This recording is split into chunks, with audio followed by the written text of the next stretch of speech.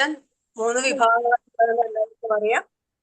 അപ്പോ ഗീതാ മാഹാത്മ്യം, ഹരിനാമ മാഹാത്മ്യം, ശ്രീമദ് ഭഗവത്ഗീത ശ്ലോകങ്ങളുടെ ലഘുപഠനം. അപ്പൊ ഇന്ന് നമുക്ക് ശ്രീമദ് ഭഗവത്ഗീതയുടെ മാഹാത്മ്യം പറഞ്ഞു തരുന്നത് ഹിസ് ഗ്രേസ് പ്രേമമായ വൃജേശ്വര ദാസ് പ്രഭു ആണ്. പ്രഭുവിനെ ഗീതാ മാഹാത്മ്യം പറയുന്നതിനായി ക്ഷണിക്കുന്നു. ഹരേ കൃഷ്ണ. പ്രണാം പ്രഭു. ഹരേ കൃഷ്ണ മാതാജി. എന്റെ പ്രണാമം, എല്ലാവർക്കും പ്രണാമം. ഹരേ കൃഷ്ണ. നമോ വിഷ്ണുപാഥായ കൃഷ്ണപ്രേഷ്ഠായ ഭൂതലേ ശ്രീമതേ ഭക്തിവേദാന്ത സ്വാമി നിധിനാമി നമസ്തേ സാരസ്വതീ ദേവേ ഗൗരവാണി പ്രചാരണി നിർവിശേഷ ശൂന്യവാദി ഭാഷാദേശധാരണ. ജയ ശ്രീകൃഷ്ണ ചൈതന്യ പ്രഭു നിത്യാനന്ദ ശ്രീ അദ്വൈത ഗദാധര ശ്രീവാസാദി ഗൗരഭക്തവൃന്ദ. ഹരേ കൃഷ്ണ കൃഷ്ണ കൃഷ്ണ ഹരേ ഹരേ, ഹരേ രാമ രാമ രാമ ഹരേ ഹരേ. എല്ലാവർക്കും എന്റെ സാദര പ്രണാമം. കേൾക്കാൻ പറ്റുന്നുണ്ടോ? കേൾക്കാലോ അല്ലെ? പറ്റുന്നുണ്ട് പ്രഭു. ഹരേ കൃഷ്ണ. ഇന്ന് ഗീതാ മഹാത്മ്യം നമുക്ക് ആരംഭിക്കാം. ഗീതാ മഹാത്മ്യം 5-ാമത്തെ ആണ് വായിക്കുന്നത്. ഭാരതാമൃത സർവസം വിഷ്ണുവത്രോത്മിനി ഗീത ഗംഗോദകം പീത്ത പുനർജന്മാന വിദ്യത്തെ. ഗംഗാജലം പാനം ചെയ്യുന്നവൻ മോക്ഷം പ്രാപിക്കുന്നു. ഭഗവത്ഗീത അമൃതം പാനം ചെയ്യുന്നവനെ കുറിച്ച് പിന്നെ എന്തു പറയാൻ? മഹാഭാരതത്തിന്റെ സാരാമൃതം അത്രേ ഭഗവത്ഗീത. ആദി വിഷ്ണുവായ ഭഗവാൻ കൃഷ്ണൻ സ്വയം ഉപദേശിച്ചതാണ്. ഭഗവത്ഗീത പരമദിവ്യോത്തമ പുരുഷന്റെ മുഖനിർഗതമാണ്. ഗംഗ ഭഗവാന്റെ പാദപങ്കജ നിർഗതവുമാണ്. ഭഗവാന്റെ മുഖവും പാദവും തമ്മിൽ തീർച്ചയായും യാതൊരു വ്യത്യാസവുമില്ല. എങ്കിലും പക്ഷപാതമില്ലാത്ത ഒരു പഠനത്തിൽ ഭഗവത്ഗീത ഗംഗാജലത്തേക്കാൾ കുറെ കൂടി പ്രാധാന്യമാണെന്ന് മനസ്സിലാക്കാം.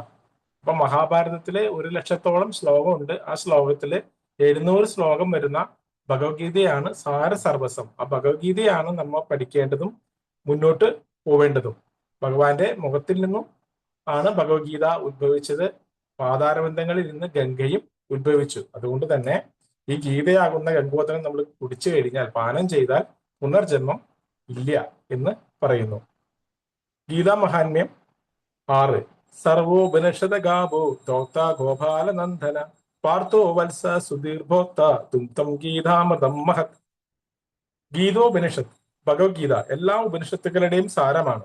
എല്ലാ ഉപനിഷത്തുക്കളും ഒരു പശുവിനെ പോലെയാണ്. ഗോപകുമാരൻ എന്ന് പ്രശസ്തനായ ഭഗവാൻ കൃഷ്ണൻ ആ പശുവിനെ കറക്കുന്നു.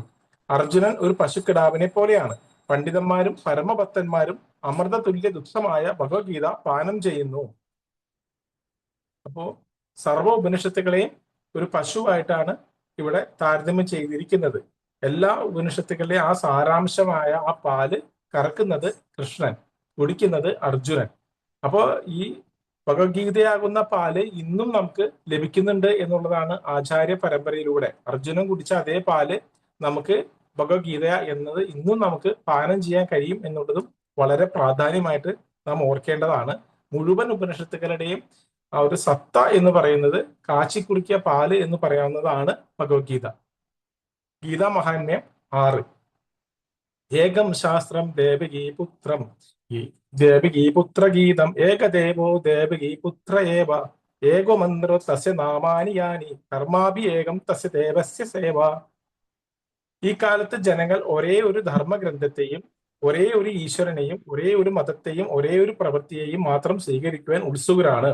ആകയാൽ ഏകശാസ്ത്രം ദേവകീ പുത്രഗീതം, ഒരൊറ്റ ഗ്രന്ഥം ഉണ്ടായിരിക്കട്ടെ.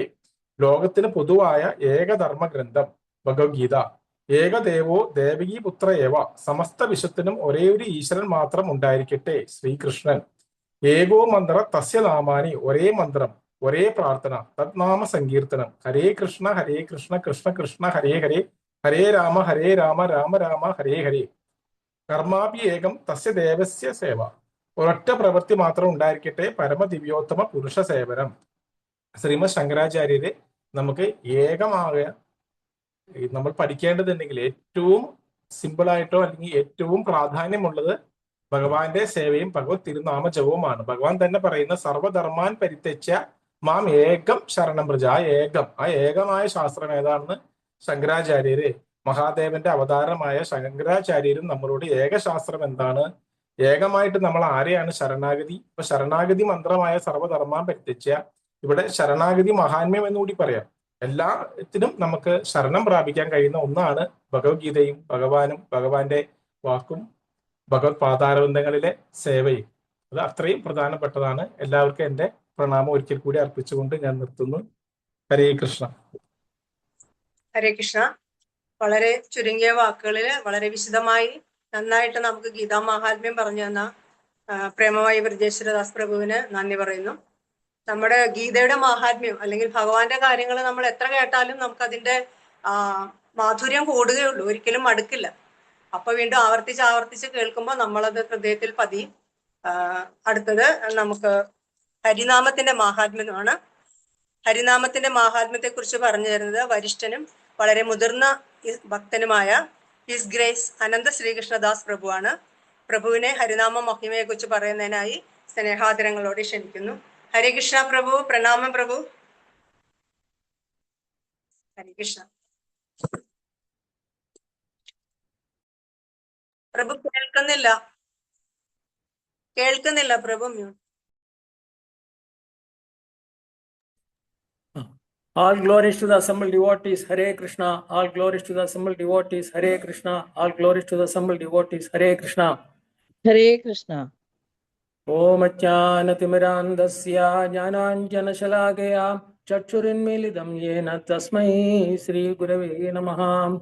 Shri Chaitanya Manobhishtam Sthapitam Yena Bhutale Swayam Rupakadamahyam Dadadi Swapangigam. Namacharya Srila Haridas Thakur की जय, अनंत कोटि वैष्णव वृंद की जय, श्रीला प्रभुपाद की जय, जय श्रीला गुरुदेव. ഹരിനാമ മഹാത്മ്യത്തെ കുറിച്ച് ശാസ്ത്ര പ്രമാണം എന്തൊക്കെയാണെന്ന് നമുക്ക് നോക്കാം. നമ്മുടെ കേരളത്തില് ഗുരുവായൂരപ്പന്റെ ഭക്തനായ പൂന്താനം ഭക്തകവി, അദ്ദേഹത്തെ സ്മരിച്ചുകൊണ്ട് നമുക്ക് ഇതിലേക്ക് പ്രവേശിക്കാൻ ശ്രമിക്കാം. നാവു കൂടാതെ ജാതന്മാരാകിയ മുഖരെ അങ്ങൊഴിച്ചുള്ള മാനുഷർ ഏതു ദിക്കിലിരിക്കലും തന്നോടെ നാവു കൊണ്ടിത് ചൊല്ലിയെന്നാകിലും അതുമല്ലൊരു നേരമൊരു ദിനം ചെവി കൊണ്ടിത് കേൾക്കുമെന്നാകിലും ജന്മസാഫല്യം അപ്പോഴേ വന്നുപോയി തിരുനാമത്തിൻ മാഹാത്മ്യം കേട്ടാലും. അങ്ങനെ നമുക്ക് സുപരിചിതമായ ജ്ഞാനപ്പാനയിൽ കൂടി ഭാഗവത ധർമ്മമായ ഹരിനാമ സങ്കീർത്തനത്തെ കുറിച്ച് ഭക്തകവി പൂന്താനം നമുക്ക് ഉപദേശിക്കുകയാണ്. ഇനി നമ്മൾ ചെയ്യുന്നത് ശാസ്ത്രപ്രമാണമായിരിക്കണം. തസ്മാത് ശാസ്ത്രം പ്രമാണന്തേ കാര്യ അകാര്യ വ്യവസ്ഥിതോ. നമ്മൾ ചെയ്യുന്നത് ശാസ്ത്രപ്രമാണമായിരിക്കണം എന്ന് പറഞ്ഞ് സാക്ഷാൽ ശ്രീകൃഷ്ണ ഭഗവാൻ അരുളി ചെയ്യുന്നു. അങ്ങനെ ഭാഗവതത്തില് കൃതേയധ്യായതോ വിഷ്ണു ത്രേതായാം യജതോ മഖേഹി ദ്വാപരേ പരിചര്യായാം കലോതത് ഹരികീർത്തനാത്. കൃതയുഗത്തിൽ വിഷ്ണുവിനെ ധ്യാനിക്കുന്നതാണ് ഈശ്വര സാക്ഷാത്കാരത്തിനുള്ള പദ്ധതി, സിലബസ്. ത്രേതായുഗത്തിൽ യജ്ഞങ്ങളാണ്. യജ്ഞാനാം ജപയജ്ഞോസ്മി എന്ന് ശ്രീകൃഷ്ണവാൻ ഭഗവതിൽ പറയുന്നു. മാത്രമല്ല അഹം ഹി സർവയജ്ഞാനാം ഭോക്താജ പ്രഭുരേവജ നതുമാം അഭിജാനാദി തത്വേന അതച്ചവന്തിത എന്ന് ശ്രീകൃഷ്ണ ഭഗവാൻ ഭഗവത്ഗീതയിലും അരുളി ചെയ്യുന്നു.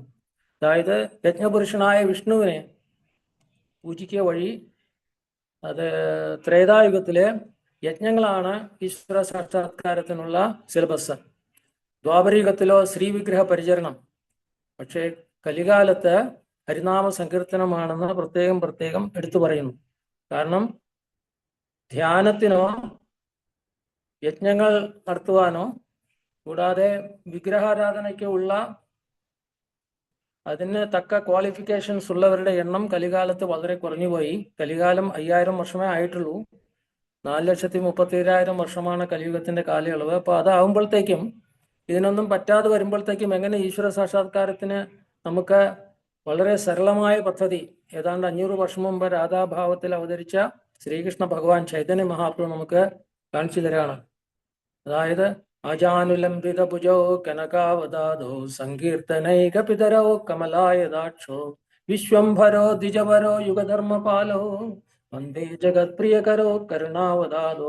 അങ്ങനെ കലിയുഗ ധർമ്മമായ ഹരേ കൃഷ്ണ മഹാമന്ത്രം സമാരംഭിക്കുവാനായി, ഇനാഗുറേറ്റ് ചെയ്യാനായി രാധാഭാവത്തിൽ സാക്ഷാൽ ശ്രീകൃഷ്ണ ഭഗവാൻ തന്നെ ചൈതന്യ മഹാപ്രഭുവായിട്ട് പശ്ചിമബംഗാൾ അവതരിച്ചു. ഇത് ശ്രീകൃഷ്ണ ഭഗവാൻ തന്നെയാണ് അവതരിച്ചതെന്ന് ആരും മനസ്സിലാക്കുന്നു. അവർ ജനനമരണ ചക്രത്തിൽ നിന്ന് പുറത്തു വരുന്നു പറഞ്ഞ് അഥർവവേദത്തിൽ ബ്രഹ്മദേവൻ പിപ്പലാദനോട് പറയുന്നുണ്ട്. അത്രയാണ് സങ്കീർത്തന പ്രസ്ഥാനത്തിന്റെ ഭാഗവത്തിലെ പല ശ്ലോകങ്ങൾ നമുക്ക് ശ്രമിക്കാം. അതായത് കലിസന്ധർണ ഉപനിഷത്ത്, ഹരേർനാമ ഹരേർനാമ ഹരേർനാമൈവ കേവലം കലോ നാസ്തേവ നാസ്തേവ നാസ്തേവ ഗതിരന്യഥ. ഇത് നാരദ മഹർഷി സാക്ഷാൽ ബ്രഹ്മദേവന് ഉപദേശിക്കുന്ന മന്ത്രമാണ് കലിസന്ധർണ ഉപനിഷത്ത്. പിന്നെയും ഭാഗവത്തില് കലേർ ദോഷ നിധേ രാജൻ അസ്തിഹി ഏകോ മഹാൻ ഗുണഃ കീർത്തനാദേവ കൃഷ്ണസ്യ മുക്തസംഗ പരംപ്രജേത്. കലിയുഗം ദോഷങ്ങളുടെ സമുദ്രമാണ്. പേപ്പർ എടുത്ത് നോക്കിയാൽ നമുക്ക് അറിയാനൊക്കെ എവിടെയും ബഹളമാണ്, അടിപിടി ബഹളം, അധർമ്മ പ്രവൃത്തികൾ കലിയുഗത്തിൽ ഇങ്ങനെ മൂർച്ഛിച്ചുകൊണ്ടിരിക്കുകയാണ്. അങ്ങനെ കലിക്ക് വളരെയധികം ദോഷവശങ്ങൾ ഉണ്ടെങ്കിലും കലേർ ദോഷ നിധേ രാജൻ, കലിയുഗം ദോഷങ്ങളുടെ ഒരു സമുദ്രമാണെങ്കിലും അസ്തിഹി ഏകോ മഹാൻ ഗുണഃ, എന്നാൽ മഹത്തായ ഒരു ഗുണം കലികാലത്തിനുണ്ട്. എന്താണത്? കീർത്തനാദേവ കൃഷ്ണസ്യ മുക്തസംഗ പരംപ്രജേത്. ശ്രീകൃഷ്ണ ഭഗവാനെ നാമസങ്കീർത്തനത്തിൽ കൂടി പ്രകീർത്തിക്കുന്ന വഴി നമുക്ക് ഭഗവാന്റെ ധാമത്തിൽ എത്തിച്ചേരാം. It's so powerful. പിന്നെ നാമസങ്കീർത്തനം യസ്യ സർവപാപ പ്രണാശനം പ്രണാമോ ദുഃഖശമനഃ തം നമാമി ഹരിം പരം. കലിയുഗത്തിൽ നാമസങ്കീർത്തനത്തിൽ കൂടി ശ്രീകൃഷ്ണ ഭഗവാനെ നമ്മൾ ആരാധിക്കുമ്പോൾ നമുക്ക് തീർച്ചയായിട്ടും എല്ലാ ദോഷവശങ്ങളിൽ നിന്നും മാറി ജന്മമരണങ്ങളെ നിർത്തിത്തരുവാനായിട്ട് ഈ ഹരേകൃഷ്ണ മഹാമന്ത്രവും ഹരിനാമ സങ്കീർത്തനം അത്ര പവർഫുൾ ആണ്. നാമാചാര്യ ശ്രീല ഹരിദാസ് ഠാക്കൂർ കി ജയ്. പിന്നെയും പറയുന്നുണ്ട്, അങ്ങനെ ഹരിനാമത്തിന്റെ മഹാത്മ്യം, വേദവിജ്ഞാനത്തിന്റെ മകുടത്തിലെ രത്നങ്ങളാകുന്നു കൃഷ്ണാരാമ എന്നുള്ള ദിവ്യനാമങ്ങൾ. അപ്പോൾ ഈ നാമങ്ങൾക്ക് എന്താണ് ഇത്ര പ്രാധാന്യം? വിഷ്ണു സഹസ്രനാമത്തിലും പറയുന്നുണ്ട്, ശ്രീരാമ രാമ രാമേതി. സാക്ഷാൽ ശിവഭഗവാൻ പാർവതി ദേവിയോട് പറയാണ് വിഷ്ണു സഹസ്രനാമത്തിലെ ശ്ലോകം, അതായത് അതിന്റെ ഫലശ്രുതിയിൽ ശ്രീരാമ രാമ രാമേതി രമേ രാമേ മനോരമേ സഹസ്രനാമ തത്തുല്യം ശ്രീരാമനാമവരാനനെ ശ്രീരാമനാമവരാനനോം നമ ഇതി. അങ്ങനെ വിഷ്ണു ഭഗവാന്റെ 1000 നാമങ്ങൾ ചൊല്ലുന്നതിന് തുല്യമാണ് ഒരു തവണ രാമ എന്ന് പറയുന്നത്. കൂടാതെ ബ്രഹ്മാണ്ഡ പുരാണത്തിൽ പറഞ്ഞിട്ടുണ്ട് 3 തവണ രാമ എന്ന് പറയുന്നതിന് തുല്യമാണ് ഒരു തവണ കൃഷ്ണ എന്ന് പറയുന്നത്. എന്നുകൊണ്ട് രാമനാമം ചോദിക്കണ്ടെന്നല്ല, അതിന്റെ ഇത് പറയാണ്. അപ്പൊ അങ്ങനെ പല പല സ്ഥലത്തായിട്ട് നാമജപത്തിന്റെ മഹാത്മ്യം പറയുന്നുണ്ട്. അപ്പൊ അതുകൊണ്ട് നാമജപത്തിന്റെ മഹാത്മ്യം, എന്തുകൊണ്ടാണ് കൃഷ്ണ രാമ എന്നുള്ള ശബ്ദങ്ങൾ ഭൗതിക ശബ്ദങ്ങളല്ല? ഇതെങ്ങനെ നമുക്ക് മനസ്സിലാക്കാം? കാരണം ഭൗതിക ശബ്ദങ്ങൾ നമ്മളെ ഇവിടെ ആകർഷിച്ച് ഭൗതികതയിൽ കൊടുക്കുകയാണ്. കൂടുതൽ കൂടുതൽ ഭൗതിക കാര്യങ്ങളും ഗ്രാമ്യ കഥകളും പറയും തോറും സംസാര സാഗരമാകുന്ന സർപ്പത്തിന്റെ അകത്തേക്ക് നമ്മൾ പ്രവേശിച്ച് അങ്ങനെ ജന്മമരണ ചക്രത്തിൽ പെട്ടു വീഴുകയാണ്. എപ്രകാരം ഭൗതിക ശബ്ദങ്ങൾ നമ്മളെ ആകർഷിച്ച് ഭൗതികതയിൽ കൊടുക്കുന്നുവോ, സംസാര സാഗരത്തിൽ പെടുത്തുന്നുവോ, അതേമാതിരി കൃഷ്ണാരാമ എന്നുള്ള ദിവ്യനാമങ്ങൾ നമ്മളെ ഈ ഭൗതികതയിൽ നിന്നും വേർപെടുത്തി സംസാര സാഗരത്തിൽ നിന്നും മുക്തരാക്കി ആധ്യാത്മലോകത്തിൽ എത്തിച്ചേരുന്നുള്ളത് സംശയമില്ല. ഇതൊക്കെ ശാസ്ത്രപ്രമാണമാണ്. അതുകൊണ്ട് കൃഷ്ണാരാമ എന്നുള്ള ശബ്ദങ്ങൾ ഭൗതിക ശബ്ദങ്ങളല്ല. അത് എന്തുകൊണ്ട് ഭൗതിക ശബ്ദങ്ങളല്ല എന്നുള്ളതിന് ചെറിയൊരു വിസ്തരണം നമുക്കിവിടെ മനസ്സിലാക്കാം. ശ്രീല പ്രഭുപാദരുടെ കൃപ കൊണ്ട് ഇതൊക്കെ നമുക്ക് മനസ്സിലാകുന്നു. അതായത് വസുദേവൻ ഉണ്ണി ജനിച്ചു, കൃഷ്ണൻ അവതരിച്ചു. അത് കഴിഞ്ഞ് ഉണ്ണിയെ എടുത്തുകൊണ്ട് യമുനാ നദി കടന്നു. അത് കഴിഞ്ഞ് യാദവകുലത്തിന്റെ ആചാര്യനായ ഗർഗാചാര്യരുടെ അടുത്ത് സമർപ്പിച്ചു. അങ്ങനെ നാമകരണത്തിനായിട്ട് എല്ലാം ഒരുക്കുകയാണ്. അങ്ങനെ ഗർഗാചാര്യരുടെ മടിയിലേക്ക് കൃഷ്ണനെ, ഉണ്ണിക്കണ്ണനെ വസുദേവർ എടുത്തു വയ്ക്കുകയാണ്. അപ്പോ ഗർഗാചാര്യരെ പറ്റി നാരായണത്തിൽ പറയുന്നത് ഹൃദ്ഗത ഹോരാ തത്വത, അതായത് ജ്യോതിശാസ്ത്രം ഹൃദിസ്ഥമാക്കിയ മഹാത്മാവാണ് അദ്ദേഹം. അപ്പോ വസുദേവരുടെ അടുത്ത് നിന്ന് ഉണ്ണി ജനിച്ച സമയമൊക്കെ അദ്ദേഹത്തിന് പറഞ്ഞു കൊടുത്തപ്പോൾ അദ്ദേഹം മനസ്സിലായി ഇത് ഭഗവാൻ തന്നെയാണെന്ന് അദ്ദേഹത്തിന് മനസ്സിലായി. മാത്രമല്ല യാദവകുലത്തിന്റെ ആചാര്യനായിട്ട്, കൃഷ്ണന്റെയൊക്കെ ആചാര്യനായിട്ട് വരണമെങ്കിൽ അദ്ദേഹം എത്രയോ സുഹൃതം ചെയ്ത മഹാത്മാവാണ്. അദ്ദേഹത്തിനൊക്കെ ഭഗവാൻ നേരിട്ട് ഇങ്ങോട്ട് അയച്ചിട്ടുണ്ട് ആദ്യം. അപ്പൊ അങ്ങനെ ഉണ്ണിക്കണ്ണനെ എടുത്ത് മടിയിലേക്ക് വെച്ചു. മടിയിലേക്ക് വെച്ചപ്പോ ഭഗവാന്റെ പുഞ്ചിരിയും സ്പർശനവും കൊണ്ട് ആനന്ദ പുളകിതനായി ഗർഗാചാര്യർ. അപ്പോൾ മടിയിലിരിക്കുന്ന ഉണ്ണികൃഷ്ണനും പരിശുദ്ധ ഭക്തന്മാരുടെ ഹൃദയത്തിൽ കൃഷ്ണനായിട്ട് തന്നെ ഭഗവാൻ വിളങ്ങുന്നു. അപ്പൊ രണ്ടുപേരും അകത്തിരിക്കുന്ന കൃഷ്ണനും പുറത്തിരിക്കുന്ന കൃഷ്ണനും കൊണ്ട് ഗർഗാചാര്യ അങ്ങ് ആകർഷിച്ച അദ്ദേഹം സ്ഥലകാല ബോധമില്ലാതായി. അറിയാതെ തന്നെ കൃഷ്ണ എന്ന് വിളിച്ചു അദ്ദേഹം. അപ്പൊ കൃഷ്ണനാമം വിളിക്കാൻ കാരണം വടിയിലിരിക്കുന്ന കൃഷ്ണൻ തന്നെയാണ്. അതുകൊണ്ട് അത് ദിവ്യനാമമാണ്. ഇങ്ങനെ തന്നെയാണ് രാമ എന്നുള്ള നാമം ദശരഥ മഹാരാജാവിന്റെ കുലഗുരുവായ വസിഷ്ഠർ ശ്രീരാമചന്ദ്രമൂർത്തിക്ക് നാമകരണം ചെയ്യാനായിട്ട് അങ്ങനെ മടിയിൽ കിടത്തിയപ്പോൾ അദ്ദേഹത്തിന് ഇതേ അനുഭവം ഉണ്ടായി. അദ്ദേഹം പരിസരം മറന്ന് ആനന്ദ സാഗരത്തിൽ ആറാടിക്കൊണ്ടിരിക്കുമ്പോൾ അറിയാതെ രാമാന്ന് വിളിച്ചുപോയി. അപ്പൊ ഇതെല്ലാം ഭഗവാന്റെ നിശ്ചയം കൊണ്ട് ഭഗവാനാണ്. അപ്പൊ രാമനാമത്തിന്റെയും കൃഷ്ണനാമത്തിന്റെയും തുടക്കം ഭഗവാൻ തന്നെയാണ്. അതുകൊണ്ടാണ് അത് ദിവ്യമായ നാമം. ആ നാമം ജപിച്ചു കഴിഞ്ഞാൽ നമുക്ക് കലിയുഗത്തിൽ വളരെ സരളമായിട്ട് ജന്മമരണങ്ങളെ അതിജീവിക്കാനും നമുക്ക് ഭഗവാന്റെ ധാമത്തിലേക്ക് തിരിച്ചു പോകാനും നമുക്ക് സാധ്യമായി തീരും. വേറെ ഇതാണ്. അപ്പൊ കൃഷ്ണ രാമ എന്നുള്ള ശബ്ദങ്ങൾ ഭൗതിക ശബ്ദങ്ങളല്ല. സമയമായി തോന്നുന്നു. സമയമായ പ്രഭു. ഹരേ കൃഷ്ണ. ഹരേ കൃഷ്ണ. ഹരേ കൃഷ്ണ. ഹരേ പ്രഭു. ഹരേ 5 കൃഷ്ണ. മിനിറ്റ് അല്ലേ പറഞ്ഞിരിക്കും? അതെ പ്രഭു. അതെ പ്രഭു. പ്രഭു പറഞ്ഞു കഴിഞ്ഞെങ്കിൽ നിർത്താം. അപ്പോ എല്ലാ ഭക്തന്മാർക്കും എന്റെ സാഷ്ടാംഗ പ്രണാമം അർപ്പിച്ചുകൊണ്ട് ഇതിവിടെ അവസാനിപ്പിക്കുകയാണ്. ഹരേ കൃഷ്ണ. ഇതിൽ വരുന്ന തെറ്റുകൾക്ക് ദയവായി ചൂണ്ടിക്കാണിക്കുക. ഹരേ കൃഷ്ണ. ഹരേ കൃഷ്ണ. പ്രണാമം പ്രഭു. ഹരിനാമത്തിന്റെ മഹിമ എത്ര പറഞ്ഞാലും തീരില്ല. ഒരു വരിഷ്ഠനായ ഭക്തന്റെ മുഖത്ത് നിന്ന് ശ്രവിക്കുമ്പോൾ അതിന്റെ മാഹാത്മ്യം ഒന്നുകൂടി വർദ്ധിക്കുന്നു. വളരെ മനോഹരമായി നമുക്ക് നാമമാഹാത്മ്യം പറഞ്ഞു തന്ന ഹിസ് ഗ്രേസ് അനന്ത ശ്രീകൃഷ്ണദാസ് പ്രഭുവിന് എല്ലാ ഭക്തരുടെയും പേരിൽ നന്ദി പറയുന്നു. ഹരേ കൃഷ്ണ. താങ്ക് യു പ്രഭു. പ്രണാമം.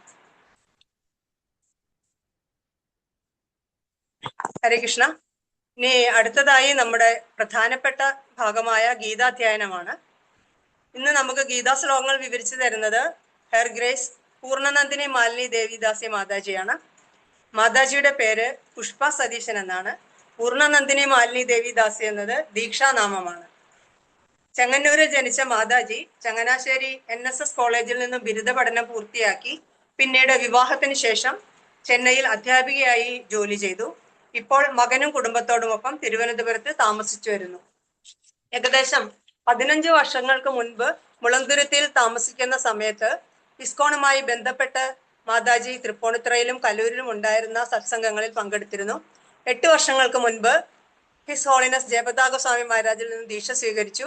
ഇപ്പോൾ തിരുവനന്തപുരത്ത് പള്ളിച്ചലിലുള്ള കൃഷ്ണബലറാം ക്ഷേത്രത്തിലും കരമന നീലമാധവ സത്സംഗത്തിലും ഡയറ്റി വർഷിപ്പും കുക്കിംഗ് സേവയും ചെയ്തു വരുന്നു. 4 വർഷമായി കൊല്ലത്തുള്ള ഭക്തന്മാർക്ക് ഓൺലൈനിൽ ക്ലാസ് എടുത്തു വരുന്ന മാതാജി തിരുവനന്തപുരത്തുള്ള 2 നാമഘട്ടകളിലും സജീവമായി പങ്കെടുത്തു വരുന്നു. ഹർ ഗ്രേസ് പൂർണ്ണനന്ദിനി മാലിനി ദേവിദാസി മാതാജിയെ ഇന്നത്തെ ഗീതാ പഠന ക്ലാസ്സിലേക്ക് ഹാർദവമായി ക്ഷണിക്കുന്നു. ഹരേ കൃഷ്ണ. പ്രണാമം മാതാജി. ഹരേ കൃഷ്ണ. ഹരേ കൃഷ്ണ. പ്രണാമം മാതാജി. ഹരേ കൃഷ്ണ. ഓമജ്ഞാനതിമിരാന്തസ്യ ജ്ഞാനാഞ്ജനശലാഖയാ ചക്ഷുരുന്മീലിതം യേന തസ്മൈ ശ്രീ ഗുരവേ നമഃ. നമോ വിഷ്ണുപാദായ കൃഷ്ണപൃഷ്ഠായ ഭൂതലേ ശ്രീമതേ ഭക്തിവേദാന്ത സ്വാമിൻ ഇതി നാമിനെ. നമസ്തേ സരസ്വതേ ദേവേ ഗൗരവാണി പ്രചാരിണേ നിർവിശേഷ ശൂന്യവാദി പാശ്ചാത്യദേശതാരിണേ. ഓം നമോ ഭഗവതേ വാസുദേവായ. ഓം നമോ ഭഗവതേ വാസുദേവായ. ഓം നമോ ഭഗവതേ വാസുദേവായ. ഹരേ കൃഷ്ണ. ഇന്ന് 10ാം അധ്യായത്തിലെ 22 മുതലുള്ള ശ്ലോകങ്ങളാണ് എടുക്കേണ്ടത്. നിങ്ങൾ കഴിഞ്ഞ ക്ലാസ്സിൽ ഇതില് ബാക്കി മുൻ ശ്ലോകങ്ങളെ കുറിച്ച് മനസ്സിലാക്കി കാണും. നമ്മൾ 9ാം അധ്യായത്തില് ഏറ്റവും രഹസ്യമായിട്ടുള്ള ജ്ഞാനത്തെ കുറിച്ചാണ് ഭഗവാൻ അർജുനന് പറഞ്ഞു കൊടുക്കുന്നത്. അതായത് ഭക്തിയുടെ സേവനം.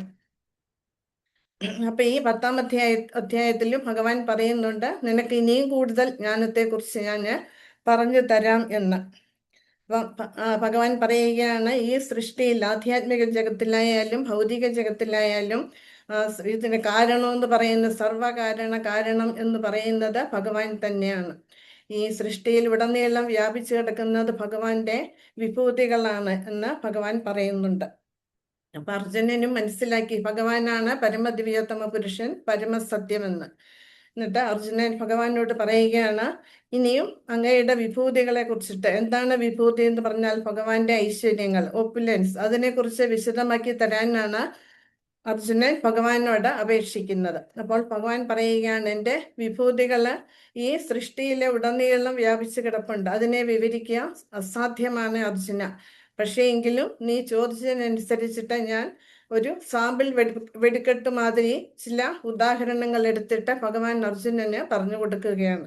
അതാണ് 20 മുതലുള്ള ശ്ലോകങ്ങളിൽ ഭഗവാന്റെ വിഭൂതികളെ കുറിച്ചിട്ടാണ് ഭഗവാൻ പറയുന്നത്. നമുക്ക് 22ാമത്തെ ശ്ലോകം നോക്കാം. വേദാനാം സാമവേദോസ്മി ദേവാനാമസ്മി വാസവഃ ഇന്ദ്രിയാണാം മനശ്ചാസ്മി ഭൂതാനാമസ്മി ചേതനാഃ. വിവർത്തനം ശ്രീല പ്രഭുപാദരുടേത്. ശ്രീല പ്രഭുപാദ് കി ജയ്. വേദങ്ങളിൽ സാമവേദവും ദേവന്മാരിൽ ഇന്ദ്രനും ഇന്ദ്രിയങ്ങളിൽ മനസ്സും ജീവഗണങ്ങളിൽ ജീവചൈതന്യവുമാണ്, അതായത് അവബോധവുമാണ് ഞാൻ എന്നാണ് ഭഗവാൻ പറയുന്നത്. നമുക്കറിയാം വേദങ്ങള് 4 ഋക്ക്, യജുസ്, സാമം, അഥർവം. ഇതില് ഋഗ്വേദം എന്ന് പറയുന്നത് ദേവന്മാരുടെ ഗുണങ്ങളെ പറ്റിയാണ് അതിൽ പ്രതിപാദിക്കുന്നത്. യജുർവേദത്തിലാണെങ്കിലോ വിവിധ യജ്ഞങ്ങളെ കുറിച്ചിട്ട് പ്രതിപാദിക്കുന്നുണ്ട്. സാമവേദത്തില് ഭക്തി, ഉപാസന ഇവയെ കുറിച്ചിട്ടാണ് വിവരിക്കുന്നത്. അഥർവവേദം എന്ന് പറയുമ്പം ദിനചര്യങ്ങളെ, ഭക്ഷണക്രമങ്ങൾ ഇവയെ കുറിച്ചൊക്കെ പ്രതിപാദിക്കുന്നുണ്ട്. അപ്പൊ വേദങ്ങളിൽ ഏറ്റവും ശ്രേഷ്ഠം സാമവേദമാണ്. ആ സാമവേദം എന്ന് പറയുന്നത് ഭഗവാൻ തന്നെയാണ് എന്നാണ് ഇവിടെ പറയുന്നത്. പിന്നീട് ദേവന്മാരിൽ ഇന്ദ്രൻ, സ്വർഗത്തിന്റെ അധിപതിയാണ് ഇന്ദ്രൻ. ദേവന്മാരിൽ ശ്രേഷ്ഠനാണ് ഇന്ദ്രൻ. ആ ഇന്ദ്രനും ഭഗവാനാണ് എന്ന് പറയുന്നു. പിന്നെ ഇന്ദ്രിയങ്ങളിൽ മനസ്സ്, നമുക്കറിയാം ജ്ഞാനേന്ദ്രിയങ്ങള്, കർമ്മേന്ദ്രിയങ്ങൾ. പക്ഷെ ഇവയൊക്കെ മനസ്സില്ലെങ്കിൽ ഇവയൊന്നും പ്രവർത്തനക്ഷമമല്ല. അതുകൊണ്ടാണ് മനസ്സിന് പ്രാധാന്യം കൊടുത്തിരിക്കുന്നത്. ആ മനസ്സും ഭഗവാൻ തന്നെയാണ് എന്നിവിടെ പറയുന്നുണ്ട്. പിന്നെ ജീവഗണങ്ങളിൽ ജീവചൈതന്യം. ജീവചൈതന്യം എന്ന് വെച്ചാല് അവബോധം. ജീവാത്മാക്കളുടെ അവബോധം എന്ന് പറയുന്നതും ഭഗവാൻ തന്നെയാണ്. നമുക്ക് ഇത്ര വലിയ ശരീരം, നമ്മളുടെ അവബോധം എന്ന് പറയുന്നത് വളരെ ചെറുതാണ്. പക്ഷെ എങ്കിലും ആ അവബോധം എന്ന് പറയുന്നത് ഭഗവാൻ തന്നെയാണ് എന്ന് പറയുന്നുണ്ട്. 23. രുദ്രാണാം ശങ്കരശ്ചാസ്മി വിത്തേശോ യക്ഷരക്ഷസാം വസൂനാം പാവകശ്ചാസ്മി മേരുശിഖരിണാമഹം. വിവർത്തനം. രുദ്രന്മാരിൽ വെച്ച് ശിവനാണ് ഞാൻ, യക്ഷരാക്ഷസരിൽ കുബേരനും വസുക്കളിൽ അഗ്നിയും പർവ്വതങ്ങളിൽ മേരുവുമാണ് ഞാൻ. രുദ്രന്മാരിൽ വെച്ചിട്ട് ശിവനാണ് എന്ന് ഭഗവാൻ തന്നെ പറയുന്നുണ്ട്. നമുക്കറിയാം ഏകാദശ രുദ്രന്മാർ, 11 പേരാണ് രുദ്രന്മാർ എന്ന് പറയുന്നത്. അതായത് ബ്രഹ്മാവ് സൃഷ്ടി നടത്തിയപ്പോൾ ആദ്യം 4 കുമാരന്മാരെ സൃഷ്ടിച്ചു. അവരോട് സൃഷ്ടി നടത്താൻ ആവശ്യപ്പെട്ടു. പക്ഷെ അവരത് പറ്റില്ല എന്ന് പറഞ്ഞിട്ട് അവര് തപസ്സിനായിട്ട് പുറപ്പെടുകയാണ് ചെയ്തത്. അപ്പൊ അടുത്ത സൃഷ്ടി എന്തായിരുന്നു? ബ്രഹ്മാവിന്റെ രുദ്രന്മാരാണ്. അവരെ സൃഷ്ടിച്ച ഉടൻ തന്നെ അവര് കരഞ്ഞു തുടങ്ങി. അവരെ 11 പേരാണ്. അതിൽ 10 പേര് 10 ദിക്കുകളില്, 11ാമത്തേത് നമ്മളുടെ മനസ്സിൽ. ഇതിനോട് ഇവർക്കായിട്ട് 11 രുദ്രാണിമാരെയും സൃഷ്ടിച്ചു. അപ്പൊ രുദ്രന്മാരിൽ ഏറ്റവും ശ്രേഷ്ഠൻ ശിവനാണ്, സംഹാരമൂർത്തി, സൃഷ്ടിസ്ഥിതി സംഹാരം. അത് ബ്രഹ്മ, വിഷ്ണു, മഹേശ്വരനാണ്. ആ ശിവൻ ഭഗവാൻ തന്നെയാണ് എന്നിവിടെ ഭഗവാൻ പറയുന്നുണ്ട്. പിന്നെ പറയുന്നത് എന്താണ്? യക്ഷരാക്ഷസരിൽ കുബേരൻ. യക്ഷന്മാര് ഭൗതിക ഐശ്വര്യങ്ങളുടെ പരിപാലകരാണ്. അവരിൽ ഏറ്റവും ശ്രേഷ്ഠൻ കുബേരനാണ്. കുബേരനാണ് ദേവന്മാരുടെ ഖജാൻചി, അവരുടെ ധനം സൂക്ഷിക്കുന്ന വ്യക്തി. ആ കുബേരനും ഭഗവാൻ തന്നെയാണ് എന്ന് പറയുന്നു. പിന്നെ വസുക്കളിൽ അഗ്നി. ആ വസുക്കള് 8 പേരുണ്ട്. നമുക്കറിയാം ഭീഷ്മ പിതാമഹൻ ഒരു വസുവാണ്, അല്ലെ? പ്രഭാസ എന്ന വസുവാണ് ഭീഷ്മ പിതാമഹൻ. അഗ്നി, അതായത് ആപ, ധ്രുവ, സോമ, പൃഥ്വി, അനില, അഗ്നി, പ്രത്യൂഷ, പ്രഭാസ. ഇതില് അഗ്നി എന്ന് പറയുന്ന വസു അതും ഭഗവാൻ തന്നെയാണ് എന്നിവിടെ പറയുന്നുണ്ട്. പിന്നീട് പറയുന്നു പർവ്വതങ്ങളിൽ മേരുവുമാണ് ഞാൻ. പർവ്വതങ്ങളിൽ ഏറ്റവും ശ്രേഷ്ഠ മേരു പർവ്വതമാണ്. മേരു പർവ്വതത്തിന്റെ നിറം സ്വർണ്ണ നിറമാണെന്നാണ് പറയപ്പെടുന്നത്. അതിൽ ധാരാളം ആയുർവേദ ഔഷധങ്ങളുണ്ട്, മുത്തുകളുണ്ട്. ഇങ്ങനെ പലതരത്തിൽ പ്രാധാന്യമുള്ളതാണ് മേരു പർവ്വതം. ആ മേരു പർവ്വതവും ഭഗവാൻ തന്നെയാണ് എന്നാണ് ഇവിടെ ഭഗവാൻ പറയുന്നത്. അപ്പം ഈ സൃഷ്ടിയിലെ ശ്രേഷ്ഠമായതൊക്കെ ഭഗവാനാണ്. അപ്പൊ ഭഗവാന്റെ ഐശ്വര്യങ്ങളാണ്. ഇതിൽ നിന്നും നമ്മൾ മനസ്സിലാക്കേണ്ടത് എന്താണ്? ഭഗവാന്റെ മഹത്വം എത്രയാണെന്ന് നമുക്ക് ഇതിൽ നിന്നും മനസ്സിലാക്കിയെടുക്കാൻ സാധിക്കും. ഇവയൊന്നും തന്നെ ഭഗവാനിൽ നിന്ന് വ്യത്യസ്തമില്ല.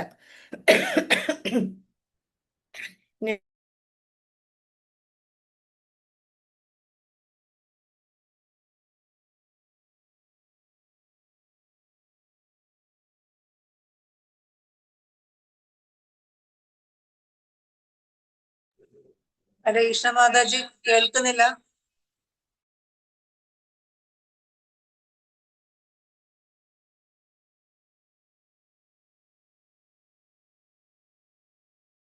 ബൃഹസ്പതി ഭഗവാൻ തന്നെയാണ് എന്നിവിടെ പറയുന്നുണ്ട്. പിന്നീട് സേനാധിപരിൽ കാർത്തികേയൻ, ശിവപാർവതിമാരുടെ മകനാണ് കാർത്തികേയൻ. അതായത് സുബ്രഹ്മണ്യൻ, മുരുകൻ എന്നൊക്കെ അറിയപ്പെടും. ആ കാർത്തികേയൻ ദേവന്മാരുടെ സേനാനായകനാണ്. ജലാശയങ്ങളിൽ സമുദ്രം, ഏറ്റവും ഗാംഭീര്യമേറിയതാണ് സമുദ്രം. ആ സമുദ്രവും ഭഗവാൻ തന്നെയാണ് എന്നിവിടെ ഭഗവാൻ പറയുന്നു. ഇനി 25. മഹർഷീണാം ഭൃഗുരഹം ഗിരാമസ്മേകമക്ഷരം യജ്ഞാനം ജപയജ്ഞോസ്മി സ്ഥാവരാണാം ഹിമാലയ. വിവർത്തനം. മഹർഷികളിൽ ഭൃഗുവും സ്പന്ദനങ്ങളിൽ അതായത് വാക്കുകളിൽ അഭൗതികമായ ഓങ്കാരവും യജ്ഞങ്ങളിൽ തിരുനാമ ജപവും സ്ഥാവരങ്ങളിൽ ഹിമാലയവുമാണ് ഞാൻ. ഭൃഗു മഹർഷി, മഹർഷിമാരിൽ ഏറ്റവും ശ്രേഷ്ഠൻ ഭൃഗുവാണ്. ഭൃഗു മഹർഷി ഭഗവാൻ തന്നെയാണ്. പിന്നെ വാക്കുകളിൽ അതായത് ഓംകാരം, പ്രണവ മന്ത്രം ഇല്ലേ, അതും വേദശാസ്ത്രങ്ങളൊക്കെ തുടങ്ങുന്നത് ഓം വെച്ചിട്ടാണ് ഇല്ലേ. ആ ഓംകാരം എന്ന് പറയുന്നതും ഭഗവാന്റെ ശബ്ദരൂപമാണ്. പിന്നെ പറയുന്നത് എന്താണ്? യജ്ഞങ്ങളിൽ തിരുനാമ ജപം, അതായത് ജപയജ്ഞം. ഹരേ കൃഷ്ണ കൃഷ്ണ കൃഷ്ണ ഹരേ ഹരേ, ഹരേ രാമ രാമ രാമ ഹരേ ഹരേ. ഇത് മഹാപ്രഭു നമുക്ക് തന്നതാണ്. ഈ കലിയുഗത്തിലെ ഈ ഹരേ കൃഷ്ണ മഹാമന്ത്രം മാത്രമേ നമുക്ക് കലിയുടെ ആക്രമണത്തിൽ നിന്ന് രക്ഷപ്പെടാന് നമുക്ക് ഉപകരിക്കുള്ളൂ. ഈ സങ്കീർത്തന യജ്ഞം അതായത് ജപയജ്ഞമാണ് കലിയുഗത്തിലെ യുഗധർമ്മമായിട്ട് നമുക്ക് പറഞ്ഞിരിക്കുന്നത്. ആ ജപയജ്ഞം, ഈ ഹരേ കൃഷ്ണ മഹാമന്ത്രവും ഭഗവാൻ തന്നെയാണ്. അഭിന്നത്വാത് നാമനാമിന, ഭഗവാനും ഭഗവാന്റെ നാമവും തമ്മിൽ യാതൊരു വ്യത്യാസവുമില്ല. പിന്നീട് സ്ഥാവരങ്ങളിൽ ഹിമാലയം എന്ന് വെച്ചാല് അചലമായിട്ടുള്ളത്, ചലിക്കാത്തതിൽ ഏറ്റവും ശ്രേഷ്ഠം ഹിമാലയ പർവ്വതമാണ്. ആ ഹിമാലയ പർവ്വതവും ഭഗവാൻ തന്നെയാണ് എന്നിവിടെ പറയുന്നുണ്ട്. ഇനി 26. അശ്വത്ഥ സർവവൃക്ഷാണാം ദേവർഷീണാം ച നാരദഃ ഗന്ധർവാണാം ചിത്രരഥ സിദ്ധാനാം കപിലോ മുനി. വിവർത്തനം. വൃക്ഷങ്ങളിൽ അശ്വത്ഥവും ദേവർഷിമാരിൽ നാരദനും ഗന്ധർവന്മാരിൽ ചിത്രരഥനും യോഗസിദ്ധി നേടിയവരിൽ കപിലമുനിയും ഞാനാണ്. അശ്വത്ഥം എന്ന് പറഞ്ഞാല് ആൽമരം. ആ അശ്വത്ഥം ഏറ്റവും ശ്രേഷ്ഠമായിട്ടുള്ള ഒരു പുണ്യവൃക്ഷമാണ്. ആ വൃക്ഷം അശ്വത്ഥം, ആൽമരം എന്ന് പറയുന്നത് ഭഗവാൻ തന്നെയാണ്. അതുപോലെ തന്നെ ദേവർഷിമാരിൽ ശ്രേഷ്ഠൻ നാരദ മഹർഷിയാണ്. ഇവിടെ എല്ലായിടത്തും കൃഷ്ണഭക്തി പ്രചരിപ്പിച്ചുകൊണ്ട് നടക്കുന്ന ഏറ്റവും വലിയ പ്രചാരകനാണ് നാരദ മഹർഷി. ആ നാരദ മഹർഷി ഭഗവാൻ തന്നെയാണ് എന്നിവിടെ പറയുന്നു. അതുപോലെ ഗന്ധർവന്മാരിൽ ചിത്രരഥൻ, ഗന്ധർവന്മാര് ഗായകന്മാരാണ്. ആ ഗായകരിൽ വെച്ചിട്ട് ചിത്രരഥനാണ് ഏറ്റവും ശ്രേഷ്ഠൻ. ആ ചിത്രരഥനും ഭഗവാൻ തന്നെയാണ് എന്നിവിടെ പറയുന്നു. യോഗസിദ്ധി നേടിയവരിൽ കപിലമുനിയും. ശ്രീമദ് ഭാഗവതത്തിലെ കപില ദേവഹൂതി സംവാദമുണ്ട്. അമ്മയായ ദേവഹൂതിക്ക് കപില വാസുദേവൻ ഭഗവാനെയും ഭക്തിയുടെ സേവനത്തെയും ഭക്തിയെയും കുറിച്ചൊക്കെ വിവരിച്ചു കൊടുക്കുന്നുണ്ട്. ആ കപില മുനിയും ഭഗവാൻ തന്നെയാണ് എന്നിവിടെ പറയുന്നുണ്ട്. ഇനി 27. ഉച്ചൈസ്രവസമശ്വാനം വിദ്ധി മാം അമൃതോദ്ഭവം ഐരാവതം ഗജേന്ദ്രാണാം നരാണാം ച നരാധിപം. അശ്വങ്ങളിൽ ഞാൻ ഉച്ചൈസ്രവസ്, അമൃതം നേടാനായി കലക്കപ്പെട്ട സമുദ്രത്തിൽ പിറന്ന കുതിര ആണ്. ആനകളിൽ ഇന്ദ്രവാഹനമായ ഐരാവതവും മനുഷ്യരിൽ രാജാവുമാണ് ഞാൻ.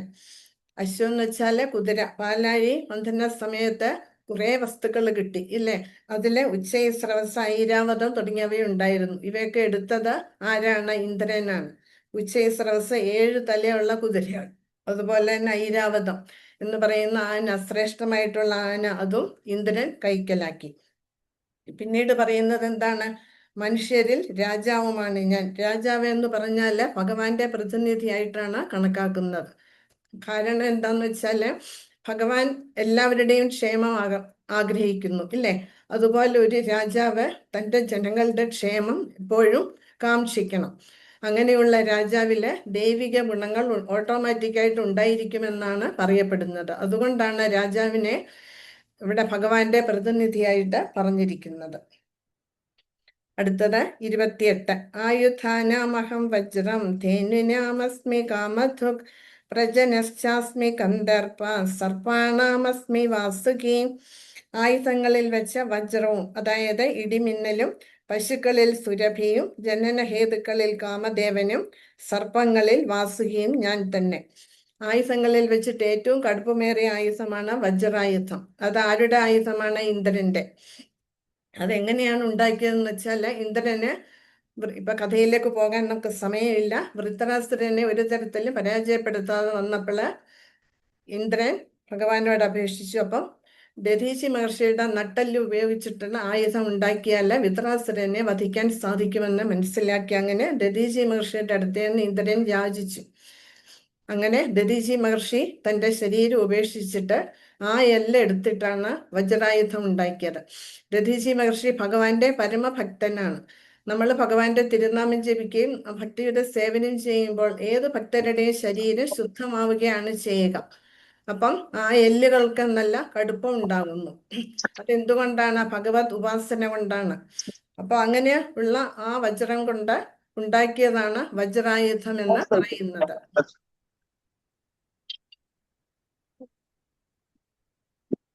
ഹരേ കൃഷ്ണ.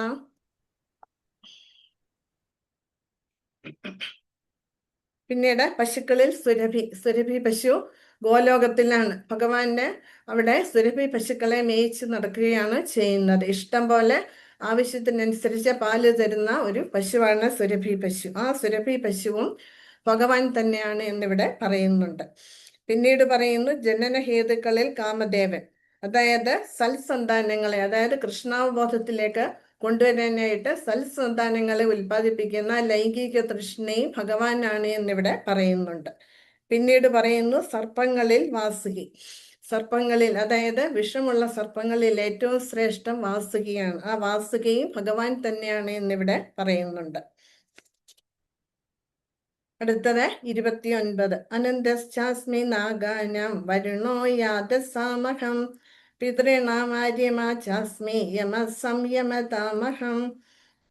വിവർത്തനം. അനേകം ഫണങ്ങളോടുകൂടിയ നാഗങ്ങളിൽ അനന്തനാണ് ഞാൻ. ജലജീവികളിൽ വരുണൻ, പിതൃക്കളിൽ ആര്യമാവ്, ശിക്ഷകരിൽ മൃത്യുദേവതയായ യമനും.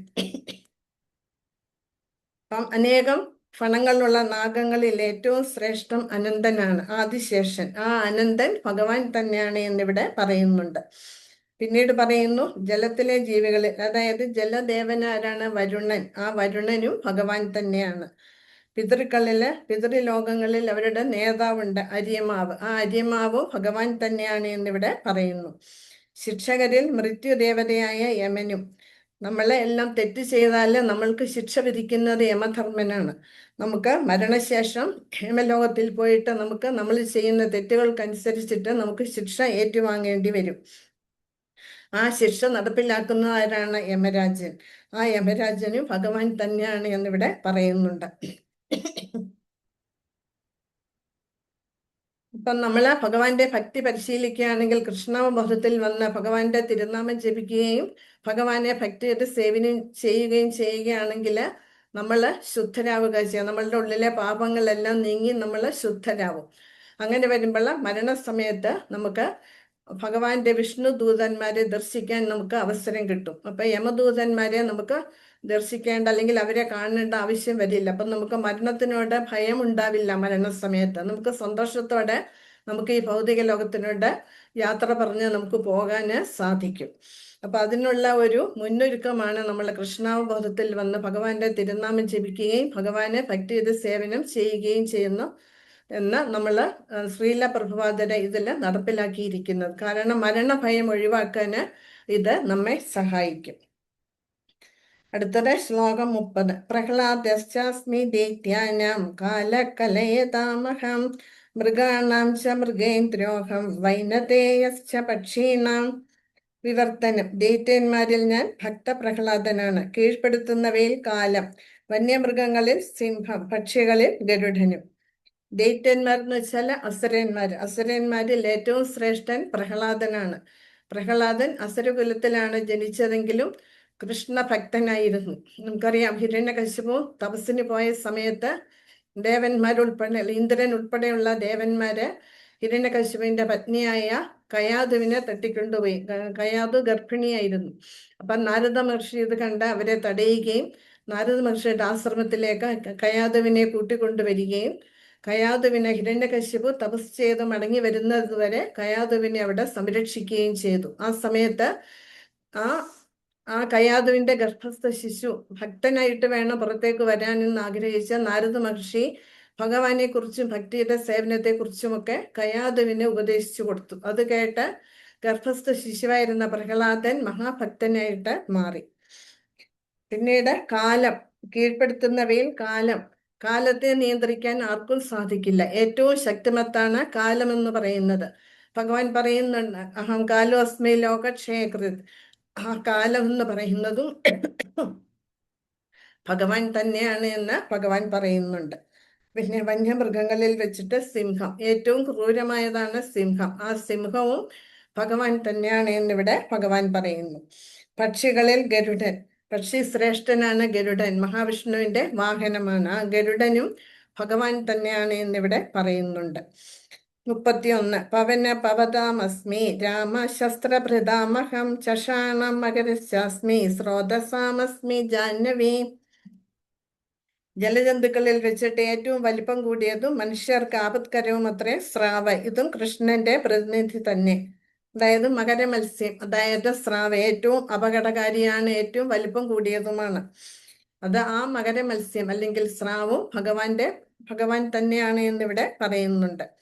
പിന്നീട് രാമൻ, അതായത് അത് പരശുരാമനാവാം, ബലരാമനാവാം, ശ്രീരാമനാവാം, ആര് തന്നെയായാലും അതും ഭഗവാൻ തന്നെയാണ് എന്നിവിടെ പറയുന്നുണ്ട്. പിന്നെ ആയുധധാരികളിൽ വെച്ചിട്ട് ഏറ്റവും ശ്രേഷ്ഠൻ, അതായത് രാമൻ, അത് ഭഗവാനാണ് എന്ന് പറയുന്നു. പിന്നീട് നദികളിൽ വെച്ചിട്ട് ഏറ്റവും ശ്രേഷ്ഠം ഗംഗാ നദിയാണ്. ആ ഗംഗാ നദിയും ഭഗവാൻ തന്നെയാണ് എന്നിവിടെ പറയുന്നുണ്ട്. ഇനി 32. സർഗാണാമാതിരന്തശ്ച മധ്യം ചൈവാഹം അർജുന അധ്യാത്മവിദ്യാവിദ്യാനാം വാദപ്രവദതാമഹം.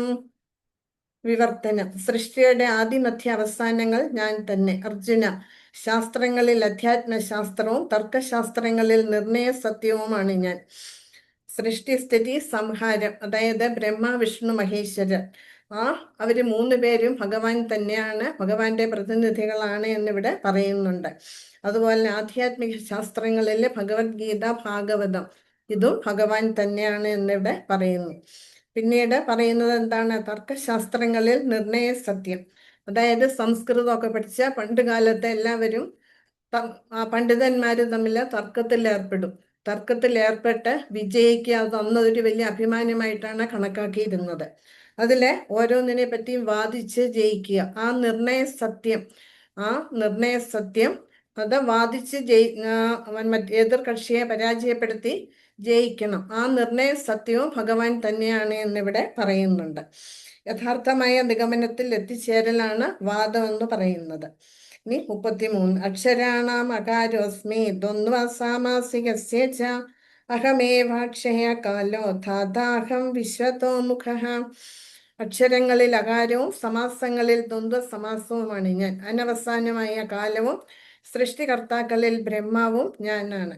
നമ്മൾ അക്ഷരം പഠിച്ചു തുടങ്ങുന്നത് ആ ഈ ഇല്ലേ, ആ അക്ഷരങ്ങൾ അകാരം ഭഗവാൻ തന്നെയാണെന്ന് പറയുന്നുണ്ട്. അതുപോലെ വ്യാകരണങ്ങളിൽ ദ്വന്ദ്വ സമാസം, അതും ഭഗവാൻ തന്നെയാണ്. അതുപോലെ തന്നെ അനവസാനമായിട്ടുള്ള കാലത്തിന് അവസാനമില്ല, അന്ത്യമില്ല, ആ കാലവും ഭഗവാൻ തന്നെയാണ്. പിന്നീട് സൃഷ്ടികർത്താക്കളിൽ ബ്രഹ്മാവും ഭഗവാനാണ് പ്രൈമറി ക്രിയേറ്റർ. പ്രഥമ സൃഷ്ടികർത്താവ് ഭഗവാനാണ്, സെക്കൻഡറി ക്രിയേറ്റർ ദ്വിതീയ സൃഷ്ടികർത്താവ് ബ്രഹ്മാവ്. ആ ബ്രഹ്മാവും ഭഗവാൻ തന്നെയാണ് എന്നിവിടെ പറയുന്നുണ്ട്. ഇനി ശ്ലോകം 34. മൃത്യു സർവഹരശ്ചാഹം ഉദ്ഭവശ്ച ഭവിഷ്യതാം കീർത്തിർ ശ്രീർവാക്ച നാരീണാം സ്മൃതിർമേധാ ധൃതി ക്ഷമാ. സർവസംഹാരിയായ മരണവും ഭാവിയുടെ ഉത്ഭവസ്ഥാനവും സ്ത്രീകളിൽ യശസ്, ഭാഗ്യം, സുന്ദര ഭാഷണം, ഓർമ്മശക്തി, ബുദ്ധി, സ്ഥൈര്യം, ക്ഷമ എന്നിവയും ഞാനാണ് എന്നിവിടെ ഭഗവാൻ പറയുന്നു. സർവസംഹാരിയായിട്ടുള്ള മരണം, നമുക്കറിയാം ഗർഭവാസം എന്ന് പറയുന്നത് അങ്ങേയറ്റം ദുഃഖകരമാണ് ഇല്ലേ? അതിൽ നിന്നുള്ള മോചനമാണ് ജനനം എന്ന് പറയുന്നത്. നമ്മൾ ജനിച്ചാൽ നമുക്ക് മരിക്കേണ്ടി വരും, അത് ഉറപ്പാണ് ഇല്ലേ? ആ മരണം എന്ന് പറയുന്നതും ആരാണ്? ഭഗവാൻ തന്നെയാണ്. അതുകൊണ്ടാണ് പറയുന്നത് മരണസമയത്ത് നമ്മൾ അന്തിമ സമയത്ത് നമ്മൾ ഭഗവാനെ സ്മരിക്കണം. പക്ഷേ നമ്മൾ അന്തിമ നിമിഷത്തിൽ വിചാരിച്ചാൽ നമുക്ക് ഭഗവാനെ ഓർത്തെടുക്കാൻ സാധിക്കില്ല. അതുകൊണ്ട് അതിനുള്ള പരിശീലനം നമ്മൾ നേരത്തെ തുടങ്ങണം. അതുകൊണ്ടാണ് ഭക്തന്മാരുടെ സത്സംഗത്തിൽ വന്ന് ഭക്തരോടൊപ്പം ഇരുന്ന് നാമം ജപിക്കുകയും ഭഗവാനെ കുറിച്ച് ശ്രവിക്കുകയും ചെയ്തു കഴിഞ്ഞാൽ നമ്മളുടെ അവബോധത്തില് ഭഗവാനെ നിലനിർത്താനും നമുക്ക് സാധിക്കും. അങ്ങനെ അന്തിമ സമയത്ത് ഭഗവത് സ്മരണം നിലനിർത്താനും നമ്മൾക്ക് സഹായകമാകും. ഇനി അഥവാ എന്തെങ്കിലും കാരണവശാൽ നമ്മൾ അബോധാവസ്ഥയിലാണ്, ഇല്ലെങ്കിൽ നമുക്ക് ശബ്ദം എടുക്കാൻ പറ്റില്ല, അങ്ങനെയാണെങ്കിലോ നമ്മൾ കൃഷ്ണാവബോധത്തിൽ വന്ന് ഭഗവാന്റെ ഭക്തി പരിശീലിക്കുകയാണെങ്കിൽ ആ സമയത്ത് ഭഗവാൻ നമ്മളെ സഹായിക്കുമെന്ന് ഭഗവത്ഗീതയിൽ പറയുന്നുണ്ട്.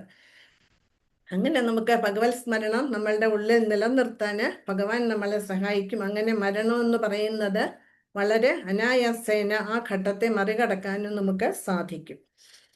അതുപോലെ തന്നെ ഭാവിയുടെ ഉത്ഭവസ്ഥാനം, അതായത് ജനനം എന്ന് പറയുന്നതും ഭഗവാൻ തന്നെയാണ്. അതുപോലെ സ്ത്രീകളുടെ 7 ഗുണങ്ങളെ കുറിച്ച് ഇവിടെ പറയുന്നുണ്ട്. യശസ്, ഭാഗ്യം, സുന്ദരമായിട്ടുള്ള സംസാരം, ഓർമ്മശക്തി, ബുദ്ധി, സ്ഥൈര്യം, ക്ഷമ ഇവയൊക്കെ ഭഗവാൻ തന്നെയാണ് എന്നിവിടെ പറയുന്നുണ്ട്. ഇനി 35. ബൃഹത്സാമ തഥാ സാമ്നാം ഗായത്രി ഛന്ദസാമഹം മാസാനം മാർഗശീർഷോഹം ഋതൂനാം കുസുമാകരാം. വിവർത്തനം. സാമവേദ സൂക്തങ്ങളിൽ ബൃഹത് സാമവും ഛന്ദസ്സുകളിൽ വെച്ച ഗായത്രി മന്ത്രവും മാസങ്ങളിൽ മാർഗശീർഷവും, അതായത് നവംബർ, ഡിസംബർ, ഋതുക്കളിൽ വസന്തവുമാണ് ഞാൻ. ഭാവാർത്ഥം. വേദങ്ങളിൽ താൻ സാമവേദമാണെന്ന് ഭഗവാൻ മുമ്പ് പറഞ്ഞുവല്ലോ. ഭാവാർത്ഥം വേണ്ടല്ലോ. സാമവേദം, അതായത് മുമ്പേ പറഞ്ഞു 4 വേദങ്ങളെ കുറിച്ചിട്ട് പറഞ്ഞു. അതിലെ ബൃഹത്സാമം ഭഗവാൻ തന്നെയാണ്. പിന്നീട് ഛന്ദസ്സുകളിൽ വെച്ചിട്ട് ഗായത്രി മന്ത്രം, അതായത് ശ്രീകൃഷ്ണ ഭഗവാൻ ഓടക്കുഴൽ വായിച്ചപ്പോൾ പുറത്തു വന്ന മൂർത്തി രൂപമാണ് എന്താ ഗായത്രി ദേവി. ആ ഗായത്രി മന്ത്രവും ഭഗവാൻ തന്നെയാണ്. പിന്നെ മാസങ്ങളിൽ ഏറ്റവും ശ്രേഷ്ഠം നവംബർ, ഡിസംബർ മാസമാണ്, അതായത് മാർഗശീർഷം. പിന്നീട് ഋതുക്കളിൽ വസന്തകാലം, അതായത് ഈ ഭൗതിക ലോകത്തിലെമ്പാടും പൂക്കൾ നിറഞ്ഞു നിൽക്കുന്ന, അതുപോലെ എല്ലാവരും ആനന്ദം അനുഭവിക്കുന്ന കാലമാണ്, ഭഗവാന്റെ സാന്നിധ്യം അനുഭവപ്പെടുന്ന കാലമാണ്. അതുകൊണ്ട് വസന്തകാലവും ഭഗവാൻ തന്നെയാണ് എന്നിവിടെ പറയുന്നുണ്ട്. അടുത്തത് 36. ദ്യുതം ചലയതാമസ്മി തേജസ് തേജസ്വിനാമഹം ജയോ അസ്മി വ്യവസായോസ്മി സത്വം സത്വവതാമഹം. വിവർത്തനം. വഞ്ചകരുടെ ചൂതുകളെയും തേജസ്വികളുടെ തേജസ്സും ഞാനാകുന്നു. ജയവും സതുദ്യമവും ശക്തരുടെ കരുത്തും ഞാൻ തന്നെ. ഇതില് വഞ്ചകരുടെ ചൂതുകളെയും ഭഗവാൻ തന്നെയാണ്. നമുക്കറിയാം പാണ്ഡവരും കൗരവര് ഇല്ലേ, പാണ്ഡവരെ ചതിയില് തോൽപ്പിച്ചതാണ് ചൂതുകളിയിൽ, അവർക്കെല്ലാം നഷ്ടമായി. പക്ഷെ ഭഗവാനാണ് ഏറ്റവും വലിയ വഞ്ചകൻ എന്ന് പറയുന്നത്. ഭഗവാനെ വഞ്ചിക്കാൻ ആർക്കെങ്കിലും സാധിക്കുമോ? ആർക്കും സാധിക്കില്ല. അപ്പം ആ വഞ്ചകരുടെ ചൂതുകളെയും ഭഗവാൻ തന്നെയാണ് എന്നിവിടെ പറയുന്നു. അതുപോലെ തന്നെ തേജസ്വികളായിട്ടുള്ളവരുടെ ആ തേജസ്, സൗന്ദര്യവും ഭഗവാൻ തന്നെയാണ് എന്ന് ഇവിടെ പറയുന്നുണ്ട്. അതുപോലെ തന്നെ ജയം, കഠിന പരിശ്രമം, അതായത് നല്ല കാര്യങ്ങൾക്ക് വേണ്ടിയുള്ള പരിശ്രമം, അതും ഭഗവാൻ തന്നെയാണ് എന്ന് പറയുന്നു. ശക്തിമാന്മാരുടെ കരുത്തും ഭഗവാൻ തന്നെയാണ്. അടുത്തത് 37. വൃഷ്ണീനാം വാസുദേവോസ്മി പാണ്ഡവാനാം ധനഞ്ജയ മുനീനാം അപ്യഹം വ്യാസ കവീനാം ഉശന കവി. വൃഷ്ണുകുലത്തിൽ വെച്ചിട്ട് വാസുദേവൻ, അത് ബലരാമനും വൃഷ്ണുകുലത്തിൽ തന്നെയാണ് അവതരിച്ചത്. അപ്പം വാസുദേവൻ എന്ന് പറയുമ്പോൾ ബലരാമനും കൃഷ്ണനും അതിൽപ്പെടും. പാണ്ഡവരിൽ അർജുനനും മുനികളിൽ വ്യാസനും ചിന്തകരിൽ ഉശന കവിയുമാണ് ഞാൻ എന്ന് ഭഗവാൻ പറയുന്നു. ബലരാമൻ പറയുന്നത് ഭഗവാന്റെ ആദ്യത്തെ പ്രഥമ വിസ്തരണമാണ്. കൃഷ്ണന് ബലരാമന് വസുദേവ പുത്രരായിട്ടാണ് അറിയപ്പെടുന്നത്. എല്ലാ അവതാരങ്ങളുടെയും സ്രോതസ് ആരാണ്? വാസുദേവൻ, അതായത് ബലരാമനാണ്.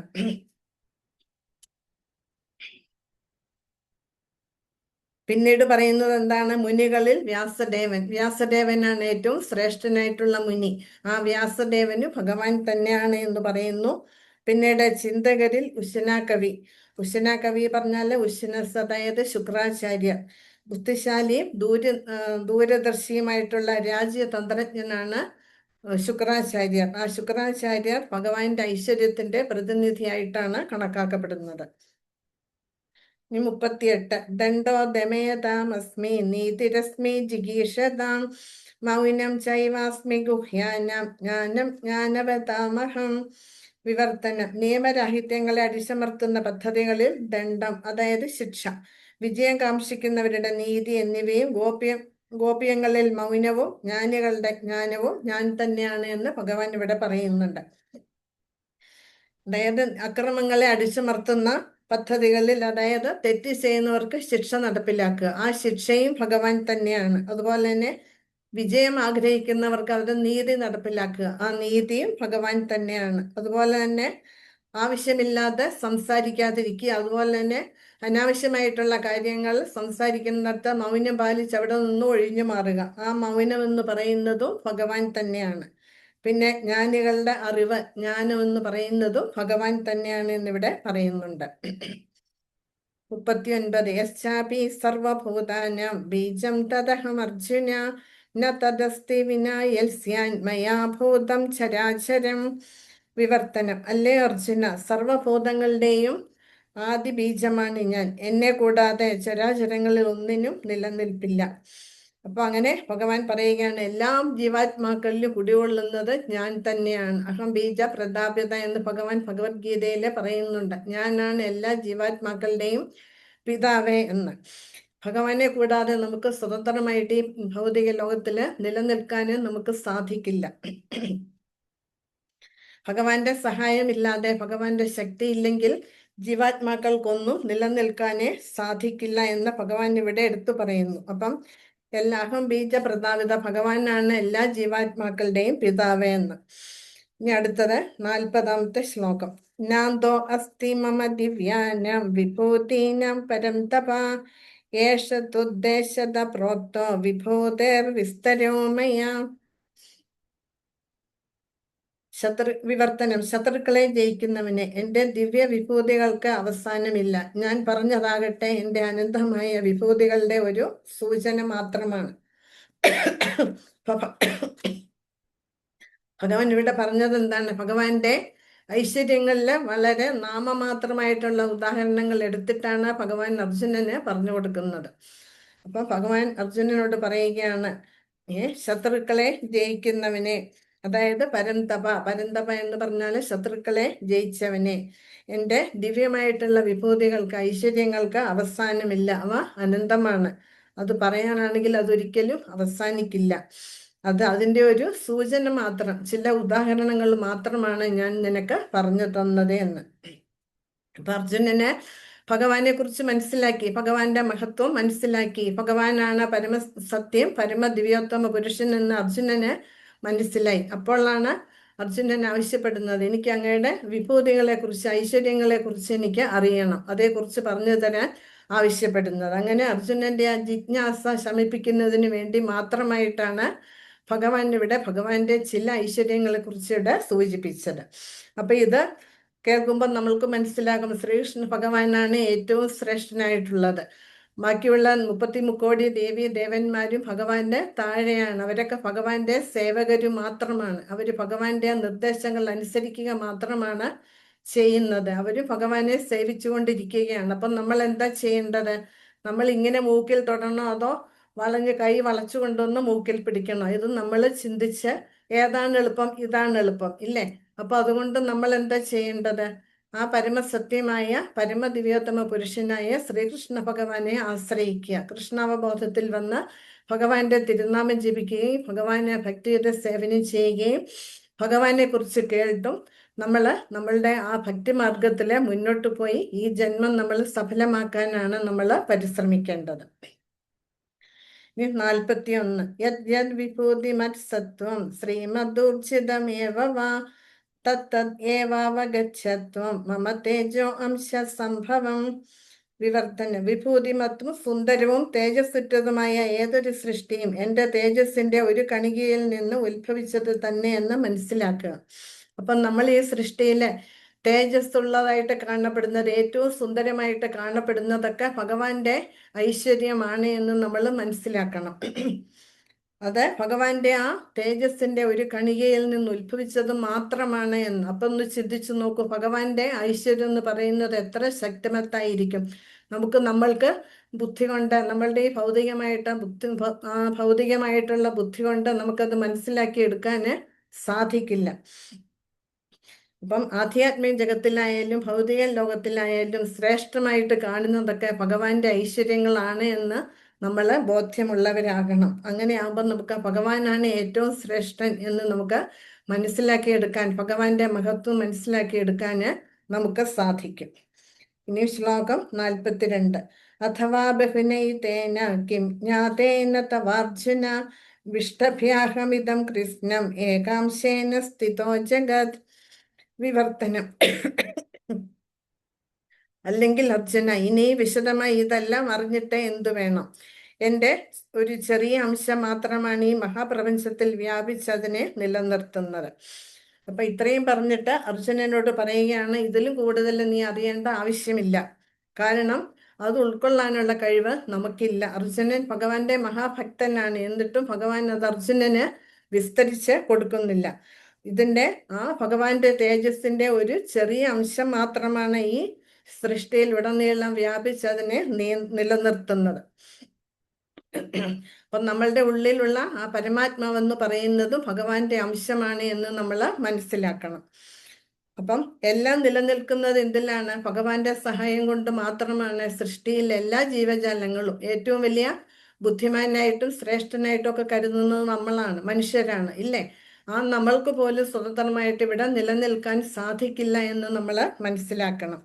ഏറ്റവും വലിയ ജീവസത്തയായ ബ്രഹ്മാവ് മുതൽ ഒരു ചെറിയ കീടം വരെ ഏത് ജീവാത്മാവിനെ പുലർത്തുന്നതാരാണ്? ഭഗവാൻ തന്നെയാണ്. അപ്പം ഭഗവാനെ വിട്ട് 30 കോടി ദേവന്മാരുടെ പിന്നാലെ പോകുന്നവർ ഇത് അറിയുന്നില്ല. അവർക്ക് വേണ്ടുന്ന ഒരേ ഡിമാൻഡുകൾ അവരുടെ ദേവന്മാരുടെ മുൻപിൽ വെക്കും, അതെല്ലാം സാധിച്ചു കിട്ടും. പക്ഷെ ഇതൊക്കെ താൽക്കാലികമാണ്, ഇതൊക്കെ ഇവിടെ നമ്മളെ കുടുക്കിയിടുന്നതാണ് എന്ന് ആരും തന്നെ മനസ്സിലാക്കുന്നില്ല.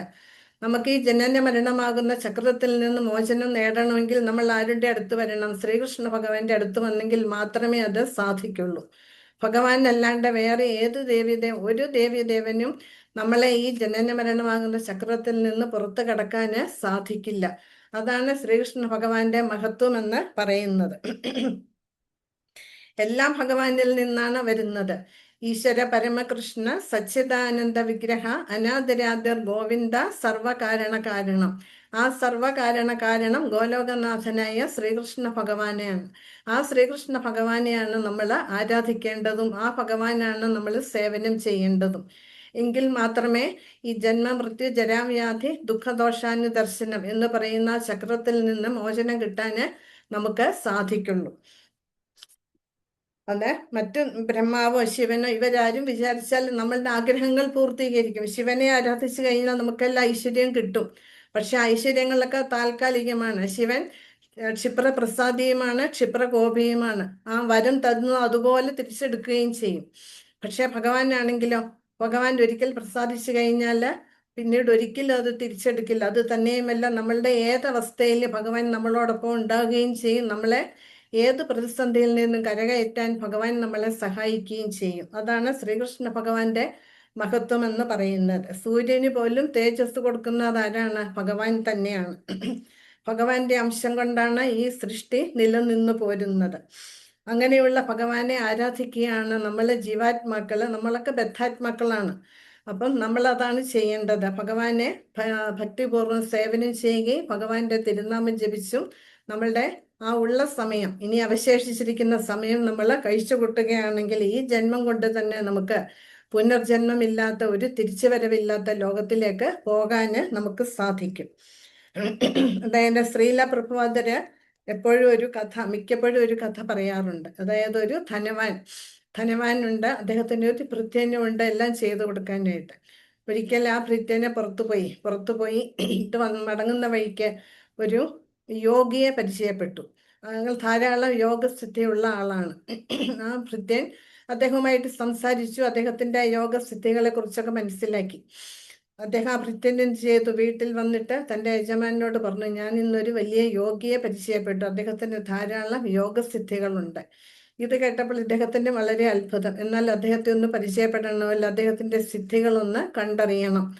അദ്ദേഹത്തെ വിളിച്ചു വരുത്തി. അപ്പം അദ്ദേഹത്തിനോട് പലതും ചോദിച്ചു. അദ്ദേഹം പറഞ്ഞു, എനിക്ക് നല്ല തണുപ്പ് കാലത്ത് തണുത്ത വെള്ളത്തില് രാത്രി മുഴുവൻ കഴിച്ചു കൂട്ടാൻ എനിക്ക് സാധിക്കും, എൻ്റെ യോഗസിദ്ധി കൊണ്ട് അത് സാധിക്കുമെന്ന്. അപ്പൊ ഇദ്ദേഹം പറഞ്ഞു, ശരി, നീ അങ്ങനെ ചെയ്യുകയാണെങ്കിൽ നിനക്ക് ഞാൻ നല്ല സമ്മാനം തരാം. അപ്പൊ പ്രതിഫലം കിട്ടുമെന്ന് കേട്ടപ്പോൾ ഇദ്ദേഹം അതിന് തയ്യാറായി. ഇദ്ദേഹം ആ ധനവാന്റെ വീടിന്റെ മുൻപിൽ ഒരു തടാകമുണ്ട്, ആ തടാകക്കരയിൽ ഒരു ക്ഷേത്രവുമുണ്ട്. അപ്പം സന്ധ്യ ആയപ്പോൾ ആ തടാകത്തിൽ വന്ന് കഴുത്തോളം വെള്ളത്തിൽ ഇറങ്ങി നിൽപ്പായി. എല്ലാവരും അവിടെ നോക്കി നിൽപ്പുണ്ട്. ഇദ്ദേഹം പുറത്ത് കരയ്ക്ക് കയറി പോകുമോ എന്നറിയാനായിട്ട്. നേരം പുലരുന്നത് വരെ അദ്ദേഹം അവിടെ നിന്നു. നേരം പുലർന്നപ്പോൾ ഭൃത്യനും ഈ സമ്പന്നനും വന്ന് നോക്കി. അദ്ദേഹം കരയ്ക്ക് കയറി. അപ്പോൾ അദ്ദേഹം പ്രതിഫലം കൊടുക്കാൻ തയ്യാറായി. പക്ഷേ ഈ സമ്പന്നനായിട്ടുള്ള വ്യക്തിക്ക് ഒരു സുഹൃത്തുണ്ടായിരുന്നു. അദ്ദേഹം ഇത്തിരി അതീവ ബുദ്ധിമാനായിട്ടുള്ള ഒരു വ്യക്തിയാണ്. അദ്ദേഹം എന്താ പറഞ്ഞതെന്ന് വെച്ചാൽ, ഇപ്പോൾ പ്രതിഫലം കൊടുക്കണ്ട, ഇദ്ദേഹം എങ്ങനെയാണ് ഈ തണുത്ത വെള്ളത്തിൽ നിന്നതെന്ന് എനിക്ക് മനസ്സിലായി. അപ്പൊ ഈ സമ്പന്നൻ ചോദിച്ചു, എങ്ങനെയാണത്? അദ്ദേഹം പറഞ്ഞു, ഈ ക്ഷേത്രത്തിന്റെ ഏറ്റവും മുകളിലുള്ള ഗോപുരത്തിന്റെ മുകളിൽ ഒരു നെയ്വിളക്ക് കത്തുന്നുണ്ട്. ആ നെയ്വിളക്കിന്റെ ആ അഗ്നിയുടെ ചൂട് ഇദ്ദേഹം യോഗസിദ്ധി കൊണ്ട് ആ ചൂടിനെ അബ്സോർബ് ചെയ്ത് വലിച്ചെടുത്ത് തൻ്റെ ശരീരത്തിനെ ചൂടാക്കിക്കൊണ്ടിരുന്നു. അങ്ങനെയാണ് ഇദ്ദേഹം ഈ തണുത്ത വെള്ളത്തിൽ രാത്രി മുഴുവൻ കഴിച്ചു കൂട്ടിയത് എന്ന്. അപ്പൊ ഇദ്ദേഹത്തിന് ദേഷ്യം വന്ന് ഇദ്ദേഹം പ്രതിഫലം കൊടുത്തില്ല. യോഗി ഒന്നും മിണ്ടാതെ അവിടെ നിന്നും മടങ്ങി. പക്ഷെ ഭൃത്യന് ബുദ്ധിമാനായിരുന്നു. ഭൃത്യൻ എന്ത് ചെയ്തു, ഇദ്ദേഹത്തിന് ഒരു പാഠം പഠിപ്പിച്ചിട്ട് തന്നെ കാര്യം എന്ന് വിചാരിച്ചിട്ട് ഇവര് തിരികെ വീട്ടിലെത്തി. അപ്പം രാവിലെ ബ്രേക്ക്ഫാസ്റ്റ് കഴിക്കേണ്ട സമയമായി. പക്ഷെ സമയം കഴിഞ്ഞിട്ടും ബ്രേക്ക്ഫാസ്റ്റ് വരുന്നില്ല. അപ്പൊ ഇദ്ദേഹം വിളിച്ചു ചോദിച്ചു, എന്താ പ്രഭാത ഭക്ഷണം തയ്യാറായില്ലേ എന്നൊക്കെ ചോദിച്ചു. ഇപ്പൊ കൊണ്ടുവരാം എന്ന് പറയുന്നതല്ലാണ്ട് ടേബിളില് ഭക്ഷണം വരുന്നില്ല. കുറച്ചു കഴിഞ്ഞ് ഇദ്ദേഹം കുപിതനായിട്ട് അടുക്കളയിൽ ചെന്ന് നോക്കിയപ്പോൾ എന്താ കാണുന്നത്, അവിടെ ഒരു കലത്തില് വെള്ളം ഒഴിച്ചിട്ടുണ്ട്, കുറെ ഭക്ഷണ സാമഗ്രികളും അതിലിട്ടിട്ടുണ്ട്. അത് തൂക്കിയിട്ടിരിക്കുകയാണ്. അതിന്റെ മുകളിൽ ഒരു കുറെ ഉയരത്തിലായിട്ട് എന്തിലോ ഇങ്ങനെ അടുപ്പ് കത്തുന്ന മാതിരി എന്തോ ഇങ്ങനെ കത്തിച്ചു വെച്ചിട്ടുണ്ട്. അപ്പൊ ഇതെന്താ ഈ കാണിച്ചിരിക്കുന്നത്? ഇങ്ങനെയാൽ എങ്ങനെയാണ് ഭക്ഷണം ഉണ്ടാകുക? അടുപ്പിൽ വെച്ച് പാത്രം വെച്ചിട്ട് അതിൻ്റെ ഉള്ളിൽ സാധനങ്ങൾ ഇട്ട് അതിൻ്റെ അടിയിൽ തീ കൊടുത്തെങ്കിൽ മാത്രമല്ലേ അത് വെന്ത് കിട്ടുള്ളൂ. ഇങ്ങനെ വെച്ചാൽ എങ്ങനെ വെന്ത് കിട്ടും? അപ്പോൾ ഭൃത്യൻ പറഞ്ഞു, അത് വേവും, കുറച്ച് സമയം എടുക്കുമെന്നേ ഉള്ളൂ, അത് വെന്ത് കിട്ടും. ഇദ്ദേഹത്തിന് ക്ഷമ നശിച്ചു. അപ്പൊ ഭൃത്യൻ എന്താണ് ഇദ്ദേഹത്തെ പഠിപ്പിച്ചത്? ഈ രാത്രി മുഴുവൻ തണുപ്പത്ത് നിന്ന് ആ തൻ്റെ സിദ്ധി ഉപയോഗിച്ചിട്ട് ആ തണുപ്പിനെ എതിർത്ത് നിന്നിട്ടും എന്താണ് പറഞ്ഞത്? ആ നെയ്വിളക്കിന്റെ, അതായത് തടാകക്കരയിലുള്ള ക്ഷേത്രത്തിന്റെ ഏറ്റവും ഉയരത്തിലുള്ള ഗോപുരത്തില് കത്തുന്ന നെയ്വിളക്കിൽ നിന്ന് എങ്ങനെ അഗ്നി ഈ യോഗിക്ക് കിട്ടും? അതൊരിക്കലും സാധ്യമല്ല. അതുപോലെയാണ് മായാവാദികൾ അല്ലെങ്കിൽ ഭഗവാനെ വിട്ട് ഈ ഭൗതിക ലോകത്തില് ആനന്ദം അന്വേഷിക്കുന്നവരുടെ ഇത് തന്നെയാണ്. ആ കിട്ടുന്ന സുഖം എന്ന് പറയുന്നത് താൽക്കാലികമാണ്. അവർക്കിത് മനസ്സിലാക്കാനുള്ള സവിശേഷ ബുദ്ധിയില്ല. യഥാർത്ഥ ആനന്ദം അല്ലെങ്കിൽ യഥാർത്ഥ സുഖം എന്ന് പറയുന്ന ആരുടെ അടുത്ത് വന്നെങ്കിലേ കിട്ടുള്ളൂ? ഭഗവാന്റെ അടുത്ത് വന്നെങ്കിലേ കിട്ടുള്ളൂ. അതാണ് നമുക്ക് നമ്മുടെ ആചാര്യനായ ശ്രീല പ്രഭുപാദര് നമുക്ക് തന്നിരിക്കുന്നത്. കൃഷ്ണാവബോധത്തിൽ വന്ന ഭക്തരോടൊപ്പം ഇരുന്ന് ഭഗവാന്റെ തിരുനാമം ജപിക്കുകയും ഭഗവാനെ കുറിച്ച് കേൾക്കുകയും ഭഗവാന്റെ ഭക്തിയുടെ സേവനവും ചെയ്തെങ്കിൽ മാത്രമേ നമുക്ക് ആനന്ദം അനുഭവിക്കാൻ സാധിക്കുള്ളൂ. ഇതാണ് ഈ അധ്യായത്തിൽ നിന്ന് നമ്മൾ മനസ്സിലാക്കേണ്ടത്. നമുക്ക് എങ്ങനെ ഭഗവാനായിട്ട് ബന്ധപ്പെടാം എന്നാണ് ഈ 10ാമത്തെ അധ്യായം നമ്മളെ പഠിപ്പിക്കുന്നത്. ഭഗവാനാണ് പരമസത്യം, പരമദിവ്യോത്തമ പുരുഷൻ. അതുകൊണ്ട് ഉള്ള സമയം പാഴാക്കാതെ കൃഷ്ണാവബോധ പ്രസ്ഥാനത്തിൽ ചേർന്ന് ഭക്തരോടൊപ്പം ഇരുന്ന് ഭഗവാന്റെ തിരുനാമം ജപിക്കുകയും ഭഗവാനെ കുറിച്ച് കേട്ടും നമുക്ക് അവശേഷിച്ചിരിക്കുന്ന സമയം നമ്മൾ ഫലപ്രദമായിട്ട് വിനിയോഗിച്ചാൽ ഇനി ഒരു തിരിച്ചു വരവില്ലാത്ത ലോകത്തിലേക്ക് പോയി ഭഗവാന് സേവനം ചെയ്ത ഭഗവാനുമായിട്ട് നമുക്ക് ആനന്ദം പങ്കിടാൻ സാധിക്കും. ഹരേ കൃഷ്ണ. ഹരേ കൃഷ്ണ. ഹരേ കൃഷ്ണ മാതാജി. ഹരേ ഹരേ കൃഷ്ണ. യാതൊരു തടസ്സവും ഇല്ലാതെ ഒരു ഒഴുകുന്ന നദീപ്രവാഹം പോലെയാണ് മാതാജിയുടെ ക്ലാസ്. വളരെ വിജ്ഞാനപ്രദമായും മനോഹരമായും 10ാം അധ്യായത്തില് 22 മുതൽ 42 വരെയുള്ള ഗീതാ ശ്ലോകങ്ങൾ പറഞ്ഞു തന്ന ഹെയർ ഗ്രേസ് പൂർണ്ണനന്ദിനി മാലിനി മാതാജിക്ക് എല്ലാ ഭക്തരുടെയും കൊച്ചി ഇസ്കോണിനും വേണ്ടി നന്ദി പറയുന്നു.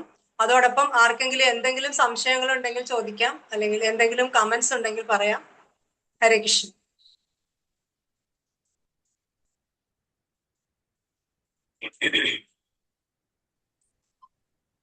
ഹരേ കൃഷ്ണ മാതാജി. ക്ലാസ് വളരെ നന്നായിരുന്നു. വളരെ ഈസി ആയിട്ട് സോ ഈസിലി എല്ലാം എക്സ്പ്ലെയിൻ ചെയ്തു തന്നു. നന്നായിരുന്നു Mataji class. Hare Krishna. Very very nice. Mataji. Thank you. Thank you. Hare Krishna.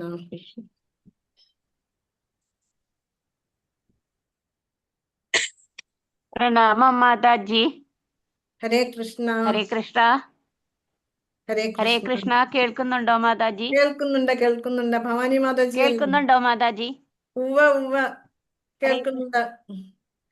ഞാൻ ചോദിക്കാൻ വന്നത്, ഇതിനകത്ത് ആര്യമാവ്, യമൻ ഒക്കെ ഞാൻ തന്നെയാണ്, ദേവന്മാരും ഒക്കെ ഞാൻ തന്നെയാണ് എന്ന് പറഞ്ഞിട്ടുണ്ട്. പക്ഷേ എനിക്ക് ഇപ്പൊ ഇത്രയും നാളായിട്ടും ഈ പിതൃക്കളോടുള്ള അറ്റാച്ച്മെന്റ്, അതുപോലെ കുലദേവതയോടുള്ള അറ്റാച്ച്മെന്റ് അതൊന്നും കുറഞ്ഞിട്ടില്ല. എന്ന് വെച്ചാൽ കുറച്ചും കൂടെ കൂടിയിട്ടേ ഉള്ളൂ. അത് കൂടുതൽ അറ്റാച്ച്മെന്റ് തോന്നുകയാണ് ഇപ്പൊ അവരോടൊക്കെ. ഈ ഇസ്കോണിലേക്ക് വന്നേ പിന്നെയാണ് കൂടുതൽ തോന്നുന്നത്.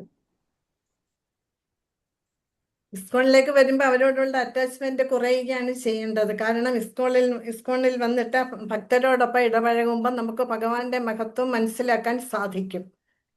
ഭഗവാൻ ആരാണ്, എന്താണ്, എങ്ങനെയാണ് ഭഗവാനുമായിട്ട് നമ്മൾ ബന്ധപ്പെടേണ്ടത്, ഭഗവാന്റെ മഹത്വം എന്താണ്, ഇതൊക്കെ നമുക്ക് ഗീതാ ക്ലാസ്സുകളിൽ കൂടിയും ഭാഗവതം ക്ലാസ്സുകളിൽ കൂടിയും ഒക്കെ നമുക്ക് മനസ്സിലാക്കി എടുക്കാൻ സാധിക്കും.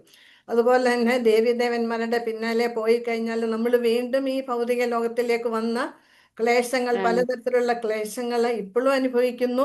ഇനിയും ഇത് തന്നെ തുടരും. ഇപ്പൊ കലികാലമാണ്. ഇനി പോകെ ഇത് വളരെ ബുദ്ധിമുട്ടായി തീരും ഇവിടെയുള്ള ജീവിതം എന്ന് പറയുന്നത്. അപ്പൊ എത്രയും വേഗം ഇവിടെ നിന്ന് രക്ഷപ്പെടാനാണ് നമ്മൾ ഓരോരുത്തരും ശ്രമിക്കേണ്ടത്. ഇസ്കോൺ അതായത് ഹരേകൃഷ്ണ പ്രസ്ഥാനം പഠിപ്പിക്കുന്നതും അത് തന്നെയാണ്. അപ്പൊ അത് മാതാജി ഒന്നും കൂടി മനസ്സിരുത്തി അതും അവിടെ ഉള്ളവരോട് ചോദിച്ചും സത്സംഗങ്ങളിൽ പതിവായിട്ട് പങ്കെടുത്തും ഭഗവാനെ കുറിച്ച് കൂടുതൽ മനസ്സിലാക്കി എടുക്കുകയും അതുപോലെ തന്നെ നാമം ജപം അത് കുറച്ചും കൂടി കാര്യക്ഷമമായിട്ട് ശ്രദ്ധയോടെ നാമം ജപിക്കാനും മാതാജി ശ്രമിക്കണം. അതാണ് ചെയ്യുന്നത്. അപ്പം നമുക്ക് ആസക്തി കുറഞ്ഞു വരും. അത് ഓട്ടോമാറ്റിക് ആയിട്ട് വരും. മാതാജി അതിനായിട്ട് പണിപ്പെടേണ്ട ആവശ്യമില്ല. പതിവായിട്ട് നാമം ജപിക്കൂ. ഇപ്പൊ 4 മാല ജപിക്കുന്നുണ്ടെങ്കിൽ അത് കൃത്യസമയത്ത് അത് ജപം തുടരൂ. അപ്പൊ തീർച്ചയായിട്ടും നാമജപം കൊണ്ട് തന്നെ നമുക്ക് ഭൗതികതയുടെ വിദഗ്ധ കൈവരിക്കാൻ നമുക്ക് സാധിക്കും. അതിന് യാതൊരു സംശയമില്ലാത്ത കാര്യമാണ്. അതുപോലെ തന്നെ സത്സംഗങ്ങളിൽ മുടങ്ങാതെ പങ്കെടുക്കണം. അവിടെ വന്ന് എന്തെങ്കിലും മാതാജിയാൽ കഴിയുന്ന സേവനം എന്ത് തന്നെ ആയാലും ചെയ്യുക. അങ്ങനെയൊക്കെ ചെയ്തു വരുമ്പോൾ നമുക്ക് ഭഗവാനോട് അടുപ്പം കൂടും.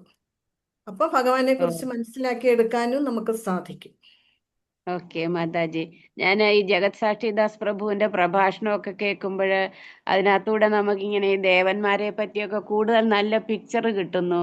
അതുപോലെ യമധർമ്മനെ പറ്റിയൊക്കെ കൂടുതൽ നല്ലൊരു അഭിപ്രായം കിട്ടുന്നു. അപ്പോഴാണ് നമുക്കിങ്ങനെ അവരോടൊക്കെ കൂടുതലൊരു സ്നേഹം തോന്നുന്നത്. അവരോട് സ്നേഹം വന്നു കഴിഞ്ഞാൽ നമ്മൾ ഈ ഭൗതിക ലോകത്തിൽ കുടുങ്ങിക്കിടക്കും.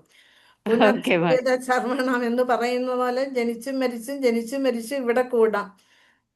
അത് വേണോ, ഭഗവാനെ വേണോ എന്ന് സ്വയം തീരുമാനിക്കുക. ശരി മാതാജി. ഹരേ കൃഷ്ണ. ഹരേ കൃഷ്ണ. ഹരേ കൃഷ്ണ മാതാജി. വളരെ നന്നായിരുന്നു. ഗൗരപ്രിയ മാതാജി പറഞ്ഞ മാതിരി ഒരു നദീ പ്രവാഹം മാതിരി തന്നെ അങ്ങനെ പറയരുത് മാതാജി. ഓൾ ഗ്ലോറീസ് ടു ഗുരുവാൻ ഗൗരംഗ.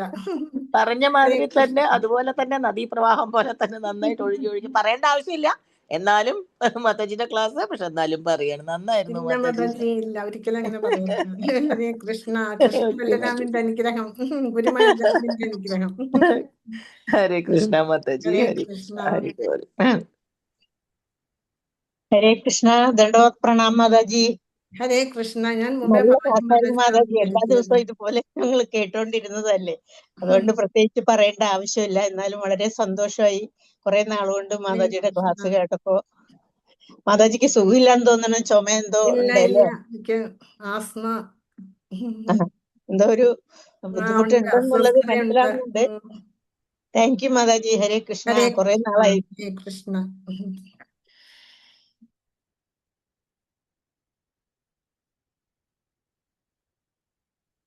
ഹരേ കൃഷ്ണ. ഹരേ കൃഷ്ണ. മാതാജി ഒരു സംശയം ചോദിച്ചു. അന്നേരം നമ്മള് ഹരേ കൃഷ്ണ മന്ത്രം ജപിച്ചാൽ നമുക്ക് കുലദേവത ഉണ്ടല്ലോ, ആ കുലദേവതയുടെ ദോഷങ്ങൾ നമുക്ക് ഉണ്ടായാൽ അത് മാറുമോ? തീർച്ചയായിട്ടും മാറും. ഹരേ കൃഷ്ണ മഹാമന്ത്രം വെറും ഒരു മന്ത്രമല്ല. ഈ കലിയുഗത്തില് നമുക്ക് ഈ മന്ത്രം കൊണ്ട് മാത്രമേ കലിയുടെ ദോഷങ്ങളിൽ നിന്ന് രക്ഷപ്പെടാൻ സാധിക്കുള്ളൂ.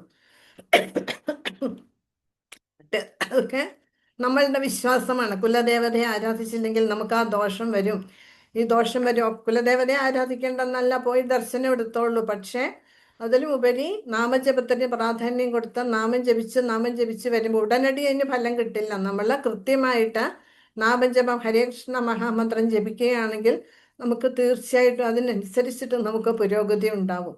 അത് ഓട്ടോമാറ്റിക്കായിട്ട് തന്നെ പ്രഭു അതിനായിട്ട് സമയം കണ്ടെത്തി മെനക്കെടേണ്ട ആവശ്യമില്ല. ഓട്ടോമാറ്റിക്കായിട്ട് പ്രഭുവിന് ഇതിനോടൊക്കെ ഒരു എന്താ പറയുന്നത്, ഇതിൽ നിന്നൊക്കെ മുഖം തിരിക്കും. ഇവരെ ഒന്നും ഉപേക്ഷിക്കണമെന്നല്ല പറയുന്നത്. ഭഗവാൻ ആരെയും ഉപേക്ഷിക്കാൻ പറയുന്നില്ല. നമ്മൾ ചെയ്യുന്നതൊക്കെ ചെയ്തോളൂ എന്നാണ് ഭഗവാൻ പറയുന്നത്. അല്ലാണ്ട് എല്ലാം വിട്ടിട്ട് നീ എൻ്റെ അടുക്ക വരുമെന്ന് ഭഗവാൻ പറയുന്നില്ല.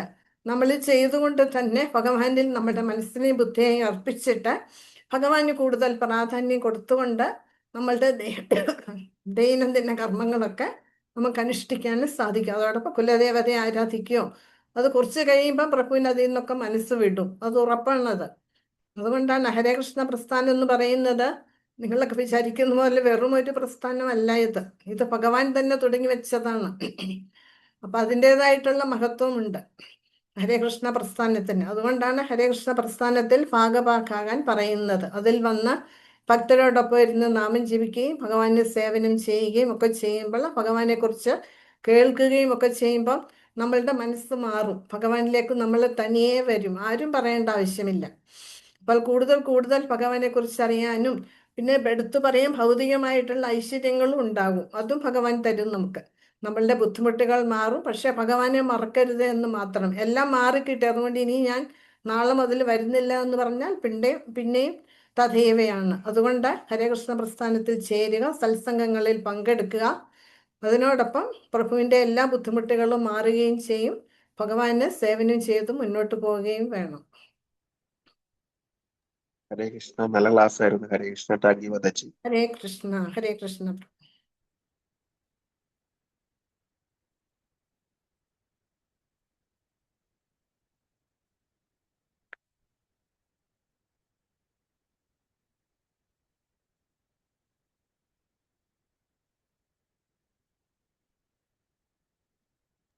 ഹരേ കൃഷ്ണ.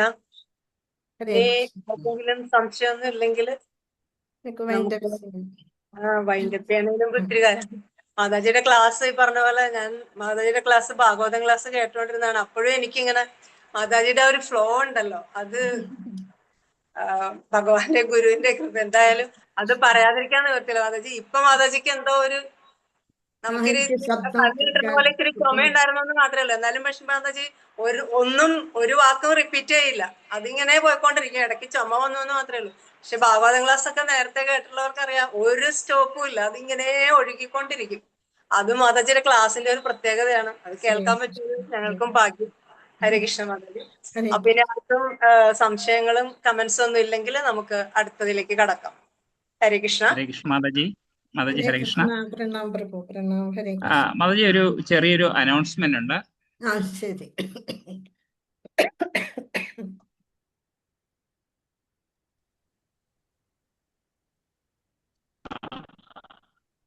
അതായത് ഇപ്പൊ നമ്മള്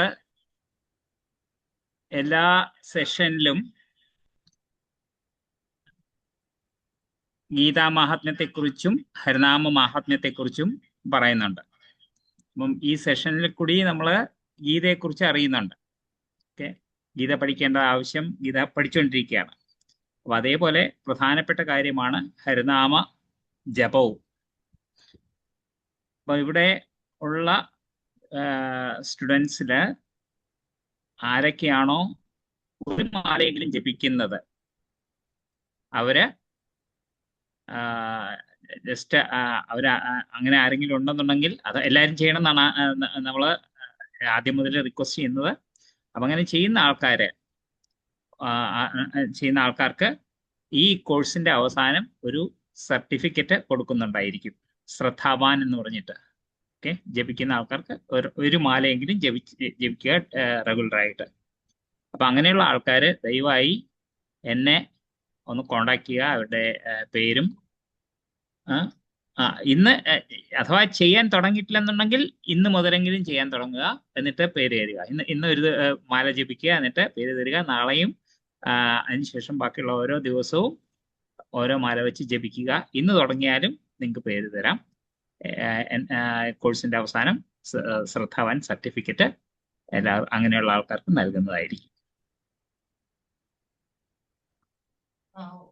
ഓക്കെ, ഞാൻ ഈ മെസ്സേജ് ഗ്രൂപ്പിൽ ഇടാം. ഓക്കെ, അപ്പം അങ്ങനെ ചെയ്യേണ്ടത് ഇത്രയേ ഉള്ളൂ. നിങ്ങൾ മിനിമം ഒരു മാല വെച്ച് ജപിക്കുക. എന്നിട്ട് നിങ്ങളുടെ പേര്, ഫോൺ നമ്പർ എനിക്കൊന്ന് അയച്ചു തരിക. എൻ്റെ മെസ്സേജിന് ജസ്റ്റ് റെസ്പോണ്ട് ചെയ്താൽ മതി. Thank you Mataji. ഹരേ കൃഷ്ണ. ഹരേ കൃഷ്ണ. വഞ്ചാകൽപതരൂപ്യശ്ച കൃപാ സിന്ധുഭ്യേവ ച പതിതാനാം പാവനേഭ്യോ വൈഷ്ണവേഭ്യോ നമോ നമഃ. അനന്തകോടി വൈഷ്ണവ വൃന്ദകീ മാതാജി. ഹരേ ജയ്, കൃഷ്ണ. ആചാര്യ വൃന്ദകീ ജയ്, ശ്രീല പ്രഭുപാദ് കീ ജയ്, ഗുരു മഹാരാജ് കീ ജയ്, നിതായി ഗൗര പ്രേമാനന്ദേ. ഹരി ഹരി ബോൾ. ഹരേ കൃഷ്ണ. ഹരേ കൃഷ്ണ. Thank you Mataji.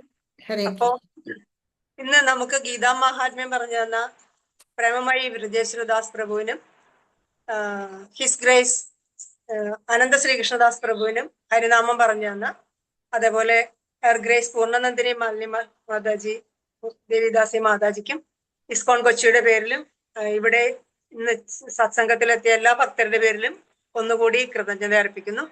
ഇനി നമുക്ക് അടുത്തത് നരസിംഹ പ്രാർത്ഥനയോടെ നമ്മുടെ ഇന്നത്തെ സെഷൻ അവസാനിക്കും. ഹരേ കൃഷ്ണ. നമസ്തേ നരസിംഹായ പ്രളാദളാദദായിനേ ഹിരണ്യകാശിപോർവക്ഷഃ ശിലഠന്താനഖാലായേ ഇതോ നരസിംഹ പരദോ നരസിംഹ യതോ യതോ യാമി തതോ നരസിംഹ ബഹിർനരസിംഹോ ഹൃദയേ നരസിംഹോ നരസിംഹമാദീം ശരണം പ്രപദ്യേ തവ കരകമലവരേ നാഥ അദ്ഭുത ശൃംഗ ദളിതാ ഹിരണ്യകശിപു തനുഭൃംഗ കേശവധൃത നരഹരിരൂപ ജയ ജഗദീശ ഹരേ ജയ ജഗദീശ ഹരേ ജയ ജഗദീശ ഹരേ ജയ കേശവധൃത നരഹരിരൂപ ജയ ജഗദീശ ഹരേ ജയ ജഗദീശ ഹരേ ജയ നരസിംഹദേവ് ജയ നരസിംഹദേവ് നരസിംഹദേവ് ജയ നരസിംഹദേവ് ജയ നരഹരി ജയ നരഹരി നരഹരി ജയ നരഹരി ജയ ലക്ഷ്മി നരസിംഹ ജയ ലക്ഷ്മി നരസിംഹ ലക്ഷ്മി നരസിംഹ ജയ നരസിംഹ ജയ പ്രഹ്ലാദ് മഹാരാജ് ജയ പ്രഹ്ലാദ് മഹാരാജ് പ്രഹ്ലാദ് മഹാരാജ് ജയ പ്രഹ്ലാദ് മഹാരാജ് निताय गौर हरि बोल, हरि बोल, हरि बोल, निताय गौर हरि बोल। विघ्न विनाशक नरसिंह देव भगवान की जय, भक्तराज प्रहलाद महाराज की जय।